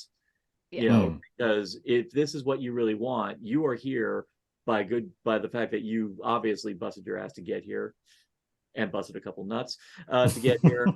And Maxine, and you can see, and one thing about Mia Goth doing such good emotive acting, she looks at Elizabeth Bender's character, Bender, with such respect that every time she walks away from her, you really get this vibe that Maxine does not want to disappoint this person and that she really does want to. I think it's the first time we really see Maxine find someone that she actually is in legit awe of. Yeah, absolutely. She respects. And I think to me that was the heart and soul of the movie to me, and that really is what made the movie coalesce for me. I'm gonna say about the Elizabeth Bender character, what's the very first thing we learn about her is a PA is warning Maxine that she's scary. Like, look out, she's really scary and angry. And then we meet her and it's like, no, she's not scary. She's hard. She expects a lot out of you and she's hard. But who warned her? It was a guy. and how it just really shows like, oh yeah, women that are in control of themselves and that are in charge of things are scary to people who I don't know. And there was just something I thought very interesting because I kept waiting for her to like blow up and be this sort of Meryl Streep Devil Wears Prada type person, and she wasn't. Like there were moments that I was a little nervous about her, but it was because I'm like, oh no, is she gonna think less of Maxine now? You know, and like I was also wanting to get her respect the way Maxine did, but she was never actually scary. And so I thought that that was a really interesting way to set up her character. I did enjoy the theme of kind of how the film looks at women specifically in the industry, because you're absolutely right. Like it's coming from a male PA who, you know, we never really understand anything about the guy, but maybe he's fucked up a lot and he's earned her anger as PAs sometimes do, and I know from personal experience. But the film has a recurring theme of just kind of the way that women are treated within Hollywood, because you're right, like a woman like Elizabeth Bender, who basically is anything but, you know, timid and afraid in a man's viewpoint, is suddenly scary. Like, oh no, she's, you know, she's gonna bite back at me or something. Now I'm terrified, and yet all these other women are being looked at as like, as the exact opposite of like, you know, like timid and afraid and everything, and these men are trying to prey on that. But we also have, well, as a nice like juxtaposition, we also got Molly, you know, her previous star, who when she has her heart to heart with Maxine, she says Elizabeth's great, you know. I mean, like, all you got to do is just be there, be committed to it, and you will be set for life with gigs, because she will basically. And I'm like, you are literally giving the kind of advice that should just be in your brain if you're anything resembling a professional. And it's like, and Lord knows the reason why I've been able to always get parts in any play that's like that my friends are doing is because, oh wait a minute, I became their friends and they know they can work with me. You know, enough said. So that's fascinating to me. And also the other thing I love about Elizabeth Bender is the fact that she is very vocal and very honest about the fact that she took a chance on Maxine, because, and this is another thing that I loved about the commentary about the hypocrisy of Hollywood by virtue, because it's been famously said that, you know, that actors, artists are just whores, are legal whores, basically. And it's just a peak hypocrisy that here's Maxine, who made her name in pornography and has no shame about it, and now is trying to make her way into what is, you know, ostensibly a legit industry, and she's having to bust her ass try to prove herself, but no one wants to give her the chance because she's a porn actress. You know, Kevin Bacon's character, I think he looks at Maxine as like, oh well, you know, she's an actress in the porn industry in Hollywood, like she must be weak and I can push her around and all this kind of stuff, and he learns very quickly, no, you cannot, sir. No, like one of my favorite moments of the movie is when she attacks him in his car as he's recording her like an asshole that he is. And I love her just absolutely beating the living shit out of him. I admit I got a bit excited even when I saw that shot in the trailer of the keys clenched between her fingers. I want to see where this goes, like right here.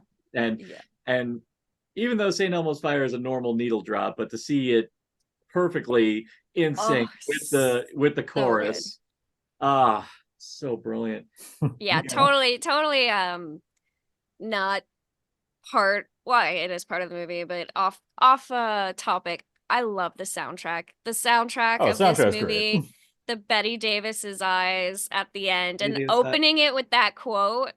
I love that the whole theater laughed. Like everyone read the quote and then it revealed the name and everyone laughed. And like, I'm also going to add the best use of Frankie Goes to Hollywood since Zoolander. Like, oh my God, welcome to the Pleasure Dome. That on just a sheer filmmaking level, just as far as how gorgeous the sequence looks, how everything does. In a way, it reminded me of I've never seen Cruising, but it kind of reminded me of some of the scenes I have seen from Cruising. It reminded me a lot of that. But just the music, just pair that. That's actually, that's one thing just on the fun side. Since we've diverted, let's go ahead and talk about the music. The music was, I think for all three, was composed by Tyler Bates, with extra contributions on the side. In X, we had Chelsea Wolfe helped out with, I believe she did a rendition of Wee Wee Marie. Tyler Bates did, of course, did the music for Pearl, and I know that he did have help for Maxine as well, but he supervised the music in all three. And I think of the three, I think his best work was Pearl, just because he was really doing a great job channeling the Douglas Sirk, just very dry. And I love Tyler Bates and I love his work, and that was a very un-Tyler Bates kind of score that he did for Pearl. So yeah, whereas the work he did for this, I love it when as much as I do love saying that I can pinpoint when that's an artist's work, I love it even more when I'm like, wait, that's them.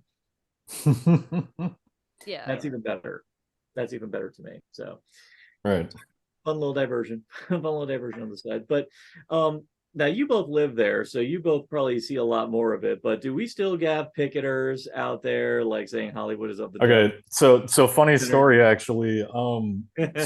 So I think I did go to the world premiere of this when they did it at the Chinese theater, and as I was pulling up, I saw all of these protesters out there holding up signs like "horror is porn" and stuff like that, and I started laughing in my car because at first I thought it was real, because I was like, because when you go down Hollywood Boulevard, I don't normally see something like horror is porn, but you do always see the people that are out there like, repent, sinners, the apocalypse is coming, you're all gonna die, like the yellow signs. They always have those big yellow signs on their megaphone. There is always some asshole out there doing stuff like that. So well, Tally, you and I can attest, we see that shit at Dragon Con every time. It's the same thing. Yeah, so that stuff does happen. That's very typical actually for Hollywood Boulevard. You can go to Hollywood Boulevard anytime during the day and you'll probably see somebody like that. So so yeah, it was funny then going into the screening, and as soon as I jumped on Twitter as I was waiting, I'm just scrolling and I'm like, oh, it's a studio plant. That makes sense. but I did legitimately think it was real because you do see that kind of thing all the time. So yeah. And nowadays you never know.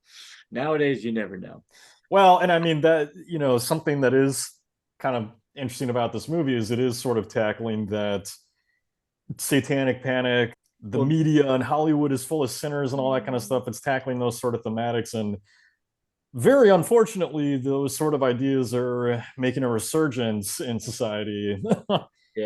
Which we don't have to get into, I guess, but it's well, I was gonna say one of the things that, yes, obviously we can like pinpoint satanic panic precisely in the 80s as being, this whole huge thing, but the whole trilogy, each of these movies takes place in a different time period, and it's kind of the whole thing showing that people will always blame movies. So, and you can take these things out and put it in today and it's still relevant, like you said. And so I think having those protesters there, like, yes, it was a way to date the movie in a way, but to me, it was sort of showing like, we didn't start the fire. It's always been burning. Like, this is how it's always been, no matter what time, what decade it is, people will blame the movies, for what's going on in our new generation's minds. And that's really for sure. Actually, what's even funnier is, and I love that porn is such a focus in this trilogy, because I love how each movie actually talks about the attitudes towards porn in each one. In Pearl, going back, here's the fun thing, that stag film that he shows Pearl is a real thing. Oh, wow. Real stag film. And I forget the name of it, but that was a bona fide. That was actually, no, not only was it a bona fide, that was the original. That was the original stag film. Or at the very least, the one that's like still preserved, that's still in existence. But at that time, it was seen as like forbidden fruit. It was like that thing that like it wasn't readily available except like in very like hidden circles. So and I love how Pearl looks at it with just this, what is that kind of thing. Whereas in X, it becomes a big explosion just on account of the fact that because of course the 60s, the 70s, that was the sexual revolution. That was like during the time when people were becoming liberated, and porn was like a symbol of that liberation at that time. And it was, and with the success of Deep Throat, lighting a fire under people to try to get a little bit of that particular bit of American dream, that was the attitude of that time. So I loved how, and I like that Ty West just barrels on into it in the first opening montage of Maxine, where he says that, this is the time period where moral panic was for listeners, if you listen to my talks with Rob on Shout at the Devil, we do get into it. We talk about the music side of it, but I'm glad that we're here to talk about it on the movie side of it, that porn and horror were the two genres that were just constantly getting attacked. I always kind of like to say horror was getting like done on both sides, just on the Satan side and just on the on the moral side of just its portrayal of violence. And even Elizabeth Bender's character is commenting about the fact that The Puritan is obviously a movie is pointing out the hypocrisy of the religious right. And she's coming under fire for making those movies because she's calling them out for their bullshit. Yeah.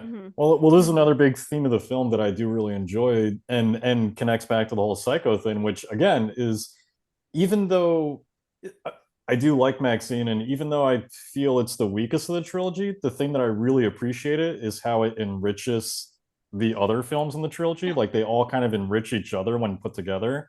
And having the Psycho house and that whole sequence kind of come into this, it really does start to make you look at how Psycho plays into the rest of the franchise, because there's even a reference in X that I don't think we talked about, how they actually discuss Psycho for a brief bit.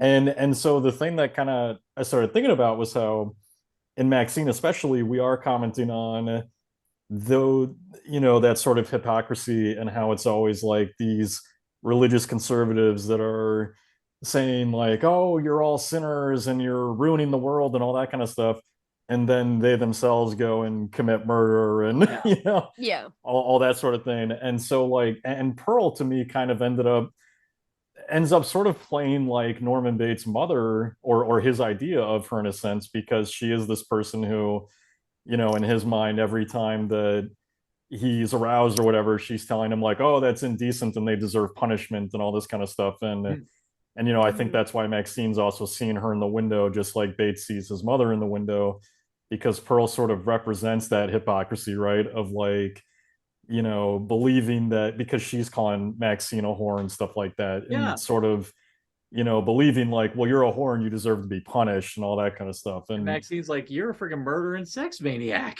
Right, exactly. Well, exactly. And Pearl herself is a murdering sex maniac psychopath, right? So it's there's definitely that heavy theme of hypocrisy that I felt that Maxine really tied a nice bow on for the trilogy with everything that it kind of presents. And you know what? I'm going to be daring here. Let's fucking get into it. It's happening right now where people are trying to attack pop culture, pop media, trying to say that we're the cause of all the problems out there, when it's like all we're doing is telling people that it's okay for them to live. That's all we're trying to say.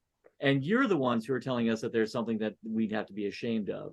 And you're trying to use everything but the fact that you are a natural fucking bigot to justify it. You're claiming that this absentee deity, that's talked about in a 2,000-year-old storybook, is gonna come at you and smite you. They're coming up with every excuse possible to claim that in the end they themselves are just fucking hypocrites. When I went to go see it with Lynn yesterday, Lynn saw it coming a mile away that the killer in question was, I'm pretty sure all of us saw coming. I was gonna bring that up. Like we all knew immediately. And while I'm disappointed that they didn't really do anything more dynamic, but again, in the interest of the trilogy as a whole, that's the only way it could go. That's the only way it needed to go.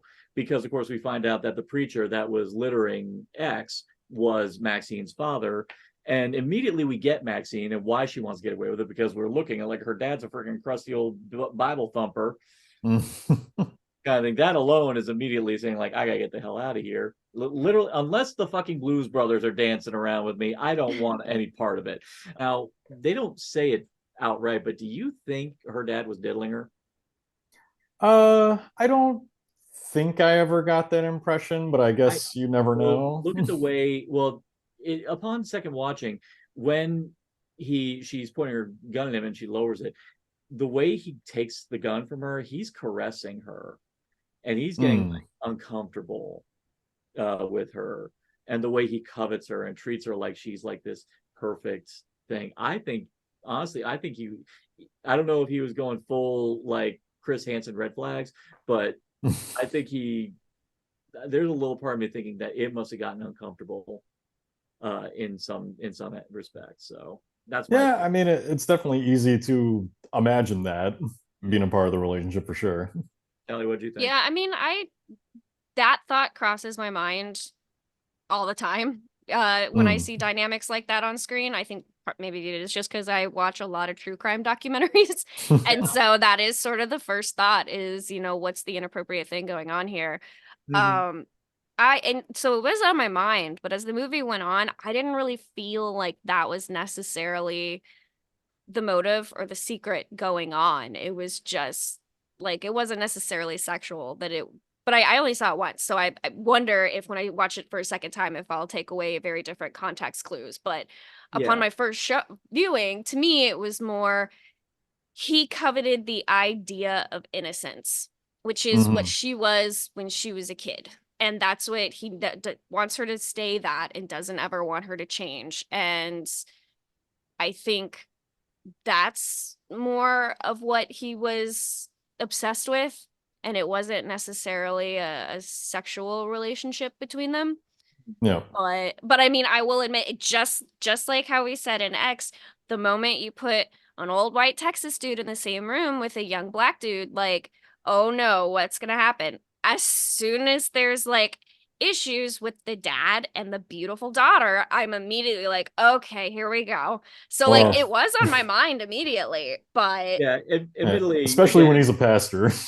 Yeah, exactly. He's a pastor, but that also again leads to the hypocrisy of the moral panic. Actually, I mean, even Dee Snider called out Nancy Reagan and Tipper Gore on that hypocrisy, is the fact that they're misinterpreting his like some of his songs to be lascivious and or horrible, and he's like going, no, it was just about something actually that's pretty innocent. What the fuck's going on in your brain?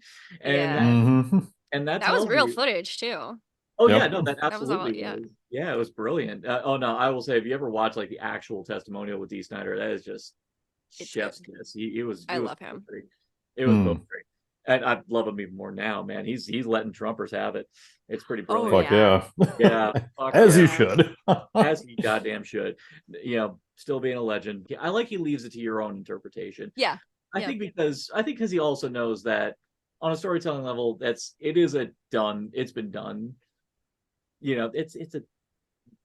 something that has been. If it doesn't add much to what we're trying to say with it, it's not really needed to lean in. The guy's already murdered like three people. All of them were Maxine's friends, and all of them were being punished because they were either sex workers or her friend at the video store who was a gay black man. It's pretty clear. Oh, a gay black man who worked in selling horror and porn. It's like, that's enough. That's enough to say this. And even worse is the fact that he had a whole entourage of people with them at the same. That's the thing that scares me. It's not the sins of one person. It's the fact that sinner is able to attract so many other people to be willing to sin with him. Yeah, I wanted to know, what is this cult? Who are these people? Like, that's what surprised me. I knew immediately, okay, well, it's the dad. Like, that's the only thing it could be. I had no idea he was going to have a whole cult following with him who were ready to murder people. Yeah, I did kind of wish, because I feel like, the audience is probably pretty in tune to who the killer is going to be. I do kind of wish they had leaned into the cult aspect a little bit more, because I think that could have been interesting playing throughout. But that being said, yeah, I mean, part of the theme here is also that sort of be careful of the false prophets kind of thing, right? Because that's essentially what her dad is, and that's what religion a lot of time ultimately does, is like the concept of religion by itself isn't necessarily a bad thing. It's all to help guide people and teach morality and stuff like that. But where it ends up going wrong is when you have false prophets like the father come in and misinterpret things and use it to their own advantage to get what they want. And all these parents are basically just like him, in the sense that they just don't want their kids to grow up. And as soon as they start to get out of these kind of religious beliefs or engage in anything that they deem is not innocent, then that's suddenly a reason to hate and kill and all this kind of stuff. So yeah. I'm sorry, I was a bit distracted because right as you were saying that, I find it funny that I get this notification right now. I just found out my X account has just been suspended. What? Or not suspended, actually just locked. Wow. Okay. Oh yeah. Oh no. Damn. Okay. Yeah, because I was making jokes at Trump's expense. Oh yeah. You can't do that on Elon's site. You can have people. Exactly. People go attack trans people and all that kind of stuff. To me, that's just pure serendipity that just happened right here as we're discussing the hypocrisy of moral standing. That's kind of perfect. Speaking of false prophets, right, with the way people worship Elon and Trump, Jesus Christ. Yeah. Oh yeah. I don't know. Oof. Yeah.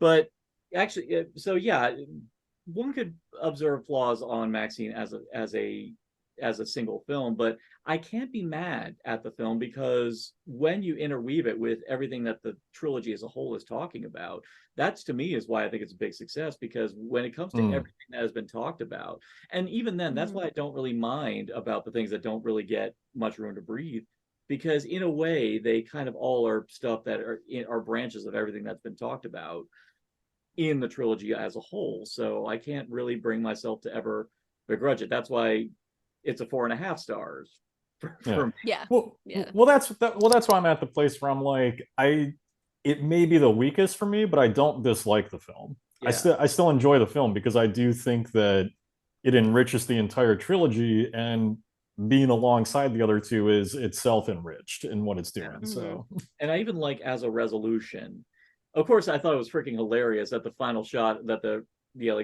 final shot of Maxine is her disembodied head on a bed, as a great little play on, of course, the brilliant 2-minute thing of Pearl smiling maniacally at the camera. Something I want to say, because we haven't talked about this yet. I love that Maxine is blonde in this, because something that I didn't realize until revisiting the other films is you do have the line in X where Pearl says she hates blondes. And then you remember Pearl is like a part of the reason she hates blondes, because she had so much resentment towards Mitzi. Exactly. Yep. She hates blondes because Mitzi got the part instead of her. Okay. All right. I got to go round table on this. I got to ask, do you think Mitzi actually got the part? Yes. I lean towards yes. Yeah, I think she basically says she does, because Pearl, is saying like, it's okay, you can admit it, and Mitzi ends up thanking her. So there is the idea, though, that at that point she's just saying whatever she thinks will keep Pearl calm. Yeah, and going along with the conversation. That's my thought. Yeah. Exactly, because remember, this just came after, and I'm surprised we haven't brought it up just on principle, because after this, the epic length monologue where Pearl just flat out says that I just killed people.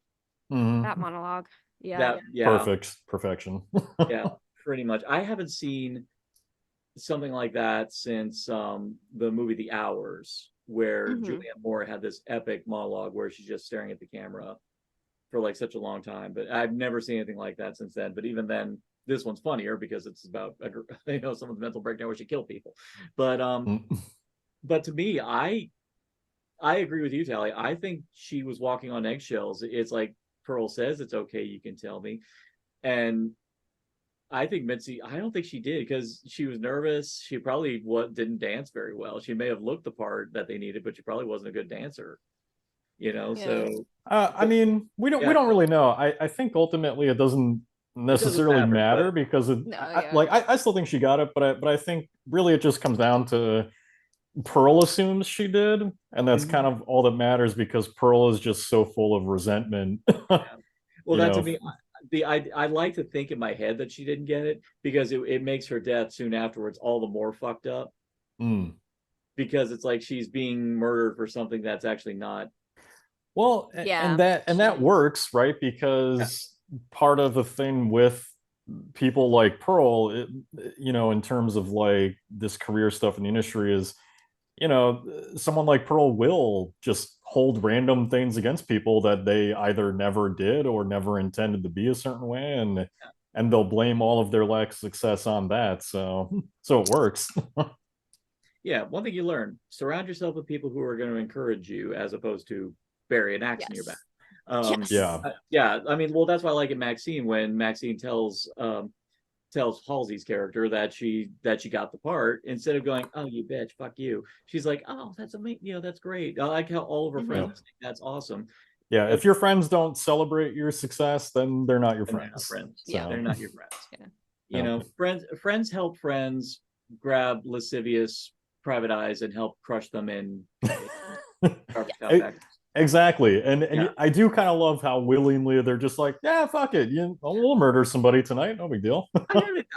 We have to do a little aside. First off, Giancarlo Esposito is justifiably everywhere. Yep, he's great. He's justifiably everywhere. But I loved his character in this by virtue of the fact. I love the fact he was so supportive. Like again, much like Wayne was very. I was just gonna say, it's like Wayne. Yes, goes against what you think the character will be. Yeah, you think he's gonna be like one of those guys, like saying, "Oh yeah, baby, get on my lap." Right? They're like, no, he listens to her. When she comes to him with her problems, he actually like says, "You know what? I'm gonna freaking help you out because," it's a lot of it is business. It's like the fact that Maxine is someone who's obviously made him a good amount of money on the porn scene, who's about to make a big break, probably really set him up. Mm-hmm. Like, your success is just as important to me as you are. And I love the fact that that's where his mind is at, to the point where he's actually willing to help her kill Kevin Bacon or make. I do love that she literally squashes the problem. Yeah, it was so good. Yeah. Whatever, just squash it. I can too. I got to give it to this about Ty West in all of movies. In all these movies, he does a great job doing very tongue-in-cheek foreshadowing dialogue for all the deaths in these movies. Like in X, like every character practically has their own, like, it says their own fate. I mean, you have Wayne going like, people's eyes go to bust out of their skulls. Did you see that? And he gets his eyes poked out with a. Amazing. And Jackson says, I've had too many farmers shooting at me at one point, and he gets shot by a farmer. And you have Bobby Lynn. The first time we see her, she walks out of the Bayou Burlesque, and there's an image of a girl being menaced by a gator. Yeah, it's fantastic. He's a really great visual and dialogue writer. But he takes it to a point when it's darkly comedic. Yeah, and that's the thing I just got to respect, that someone's going to have that much of a sense of humor. And the best part is you don't realize it's going to hit until it hits, when it's actually happening right there. And that to me, I think is freaking brilliant. I think to me that's just. I'm always a big fan of horror, especially in terms of slashers. I like it when you throw on a little bit of dark humor, and that's as dark. Oh, absolutely. Yeah. Or actually, even Pearl or Pearl herself. Howard kept saying like, "She gonna fall and break her hip." What happens? She gets launched back. She breaks her hip. Yeah. So goddamn funny. Yeah. It's just, oh my God, that's the stuff that I just live for. All right. So, So before we get into like, the fun little sides on this, go ahead and let's kind of do a big wrap up, just talking about the trilogy as all encompassing, as what it means to us. I feel like, and maybe you two have felt these ways as well. Like, I feel that we all maybe suffer a little bit from like finding ourselves on the verge of resentment sometimes, or like we never want to become that and we try to avoid it, and it's like a fear of mine of like I never want to be at a point where I resent, and I always want to celebrate people, you know. So seeing a character like Pearl, like that sort of thing scares me, you know, because you really don't want to ever become like that in this industry. And so I think ultimately what I take away from it is just that I think it's a really kind of important message for anyone who wants to get into any sort of art or career or whatever, is just that you have to work hard, and don't let resentment or jealousy become a part of you, you know, because that sort of thing destroys you. And I love that kind of ends up being the key difference between Pearl and Maxine throughout the entire trilogy, is that, you know, Maxine just keeps working and respects who deserves her respect and supports her friends and all that kind of stuff, and Pearl does not. So Yeah. so I ultimately like that element of it. But the thing I will say is that I think the trilogy has a lot of layers. I think it's something that, what I really like about it is that I feel like we can all kind of take a little bit different things from it here and there. So Right. but that's the one that sticks with me. Yeah, totally. I mean, for me, I do love the idea that each installment is a different time period, and not just that it takes place in that time period. They seep it in all the aesthetics and everything. So to me, the whole takeaway of the trilogy is that people's inherent problems are timeless. Like, you can relate to someone from hundreds of years ago. You're probably still dealing with the same issues. Now, maybe they're coming from different reasons or whatever, or they manifest in different ways, but it's like we all want to be loved. We all want to have positive attention. And I like the idea that the unlikely characters are the ones who turn out to be the heroes and the good guys. And it really is showing that it doesn't matter your background, how old you are, what time period you're in. We're all human, and we're all sort of faced with these same struggles in a way. This whole trilogy is an oddity. Like, this whole thing is just something that was unexpected. I mean, we all approached X just because, we thought, awesome, Ty West, this guy who did these incredible art house horror films, is doing a film about paying tribute to the other, because House of the Devil was a excellent 80s throwback horror film in its own right. So to know that he was going to do a 70s themed horror film was already that we were good with whatever he was going to give us in that movie alone. We were good with it. But to find out that our cup was going to run over and that he was going to give us another movie, and we didn't even know that we were going to ask for it. As I always love to say, it's the movie that we didn't know we wanted, but we got. And just the idea that he landed with a studio that supported that, even though there really was no guarantee that there was going to be any kind of and I don't have the numbers in front of me, but I do know they weren't like box office juggernauts or anything like that. I don't even know how much they cost to make, but the fact that A24 believed in the project and obviously believed in the long-term appeal of it, that not only did they say, you know what, here's a little extra money, make 2 movies, and then I'm pretty sure, and even by that time, Pearl hadn't even come out yet. So, and the fact that A24 still said, you know what, fuck it, let's go for broke, let's make a 3rd movie, and again with no promise that, and even better, they didn't skimp on the promotion on any of these movies either. They legit believed in these movies, even if they didn't go like crazy. They're not doing long legs numbers right now, so well, not many horror films are this year, so. Well, that is damn it pissed me off the first Omen didn't do as well as it should have. I'm still mad about it. Yeah, I'm really fucking pissed about that.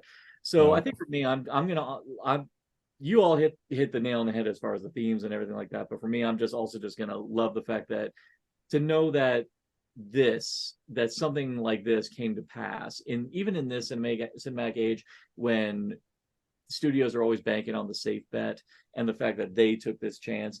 And I'm pretty sure they're going to get a sweet return in the long run, because people are going to be in my opinion, people are going to be talking about this trilogy for ages. Oh, agreed. It'll be a classic for sure. Absolutely. So now let's go ahead and have some fun. I'm pretty sure we can predict our rankings on the trilogy. So I mean, mine's in chronological order, funny enough. I mean, I do love all three, but yeah, I think X is my top just because I'm a horror for 70s exploitation and low budget, and the lower the budget, the seedier it is, the better. That's my jam. So that's why X is my top. So to Tally. Absolutely. Yeah, I think mine's Maxine, X, and Pearl. Right. But I love Pearl. This really is choosing. Yeah. Like, what's your favorite kind of chocolate?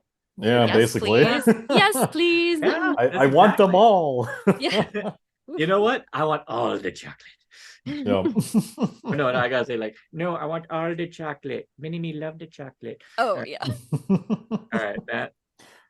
Yeah, it's chronological order for me. X, Pearl, Maxine, but again, I think they're all very enjoyable. So I think the other thing I gotta give to Pearl is how often do you actually come across slashers that are set in that time period? Oh, yeah. Well, I mean, yeah, that's one of the great things about it, right?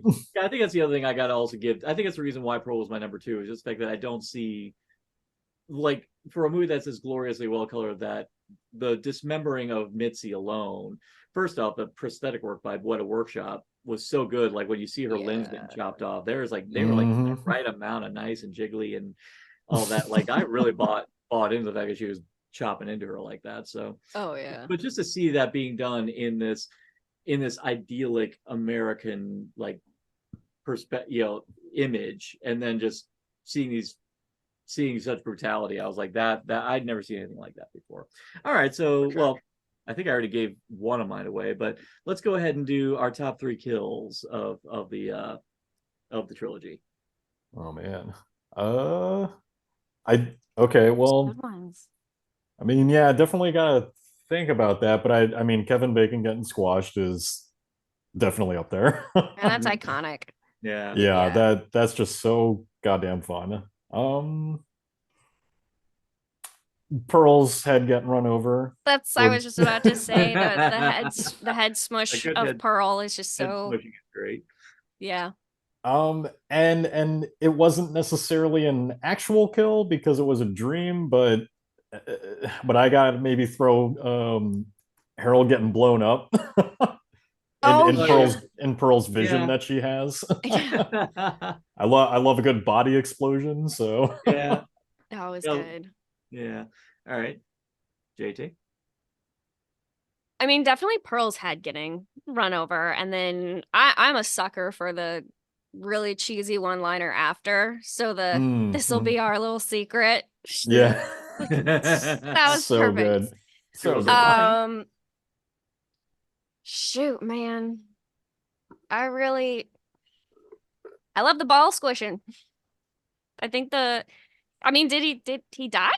Well, his balls died, so. But I'm gonna count it. I'm gonna count that scene. It it was like not really necessary in the movie, but I felt like it was so necessary. It was a nice way to start, that's for sure. Well, yes. She killed all of his future children, so there you go. Yes. Right. Yeah. All right. Oh, was that your 3? Yeah, because I also count Kevin Bacon squish. Okay, Kevin Bacon. Okay, Kevin Bacon smush. All right. I definitely have to give it to Mitzi, not just because of the brutality, but also I love the one shot, just starting from them walking out of the house and just in one glorious fluid motion, just Pearl chasing her down with that, and apparently that was done on the back of a car. Wow. Like they had the camera propped on the back of the car, so that way they could keep it nice and smooth and all that. It was just such great camera work on that. So that would be my big one. One that I have to give, because it's funny that we're talking about Psycho, but in X, the whole mood of the movie completely changes with this kill, is when RJ gets stabbed in the neck by Pearl. Yeah. And then basically she keeps wailing on him until he's practically beheaded. If you think about it, that Psycho parallel is very apt, because up till this point, this movie was just a meditation on age and porn and all that. And then the horror starts right here, midway through the movie. And then all bets are off after that. So that would definitely be my number 3. Just by virtue of the emotional impact, and not only that, just because on a stylistic level, because again, I'm a horror for giallo. I feel bad that I can't remember the character's name. Usually I can remember all their names, but Maxine's friend at the video store, the whole kill with him, the whole kill with him was absolutely pure giallo, but also just heartbreaking. It was well, actually that's the thing I will say I give to that moment is that very rarely do you see Maxine like respond like on an emotional level. You don't really get a chance to see her like respond to the emotional level impact of anyone's death, except with Leon's his name. Oh yeah, like Leon. because Yes, Leon. Okay, just to see Leon's dead face and just you actually see her freak out, actually like really kind of feel sad for that, and you feel bad too because he was actually was a great friend. Yeah, not just because he's the only guy who wouldn't try to fuck her, but the fact he actually like supported her, he actually like hung out with her. Is like, yeah, you feel bad when a good friend dies, and he was a good friend. Yeah, that's important to me. All right, can't think of anything more. I think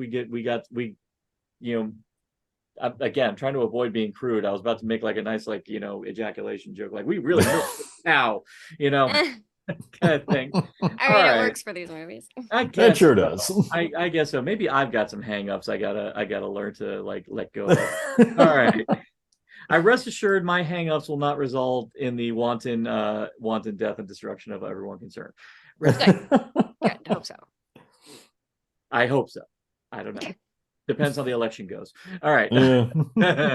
All right. So with that, everyone, Tally, go ahead and give us your socials. Let everyone know where they can find you. Oh yeah. I am on Instagram as Phangoria, PHANG0RIA. Nice. Find me there. All right. And Matt? I'm on Twitter at Killer Critics, and I don't really go on the other ones enough to list them. So. Oh, actually, one thing I have been trying to get in the habit of doing now. What has everyone been watching recently? I mean, I'm pretty sure we all saw Long Legs. Yeah. Just watched that. I'm pretty sure we all can pretty much agree Long Legs was like, holy shit. Oh yeah, I really enjoyed it. But did anyone watch anything else that was like worthy of mention? I mean, my whole weekend's basically been the X trilogy and Psycho and Long Legs. Fair. I've been doing a lot of gaming mostly lately. Yeah, I've been playing a lot of Catch up Killer on my Clowns. So. Nice. Okay, That's a good all right. one. I'm getting a little pissed. I pre-ordered that on PS5, and for some reason it's not out yet. Really? Because I mean, the game came out weeks ago. Yeah. I went to my GameStop and they said, "Oh, it's not out yet," and I was like, "What the fuck?" It's well, out. GameStop is wrong. Yeah, I was saying, I think it is. I'm gonna have GameStop's to like lying. kick my door down and like saying, "If you give me my $40 back, or you get me the damn game." Give me my clowns. Yeah. Everybody's gunning for the legs of the killer clowns. Damn it. Yeah, I'm gonna make the Dickies reference. It's fun. For myself, I mean, I did in preparation for Long Legs. I did watch The Blackcoat's Daughter. Nice. Yeah, which was actually pretty damn good. Well, actually, Arcadian just popped up on Shudder finally. Oh, I haven't seen that one. Yeah, so if you did like Nicolas Cage in Long Legs, here's one where he actually is like very subdued. It's very different role for him. Yeah, very different. And also for him from Long Legs, I mean. Yeah, from Long Legs. Yeah. Many people have actually said it's akin to A Quiet Place. In many ways, I do like it a bit more than A Quiet Place, just because the world is not as illogical. But I would definitely say, I will say the creatures in Arcadian are way more unnerving and disorienting than the ones in A Quiet Place.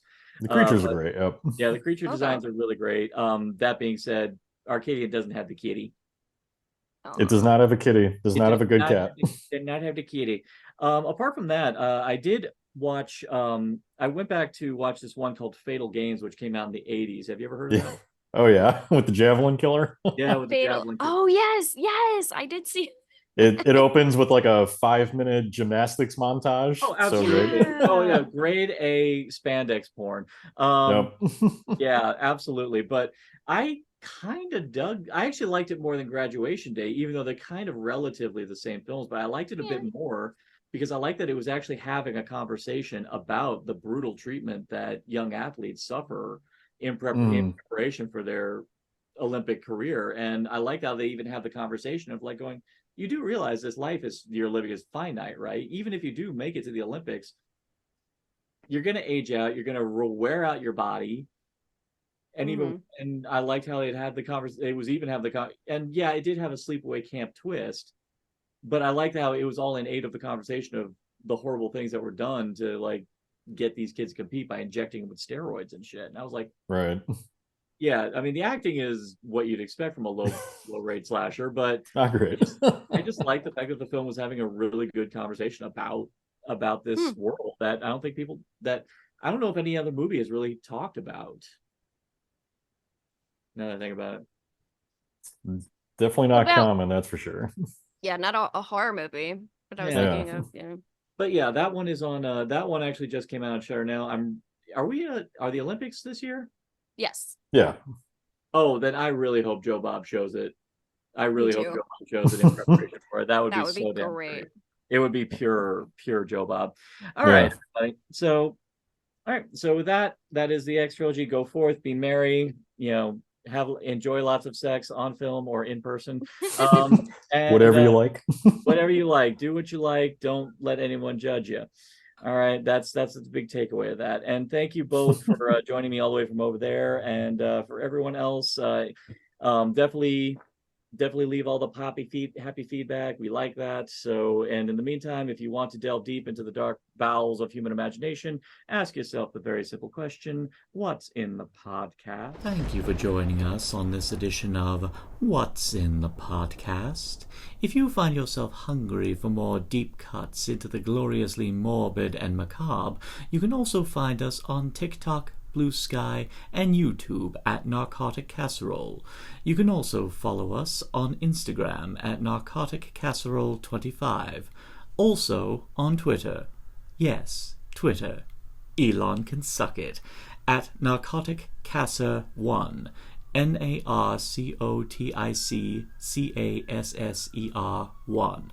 Follow us if you dare.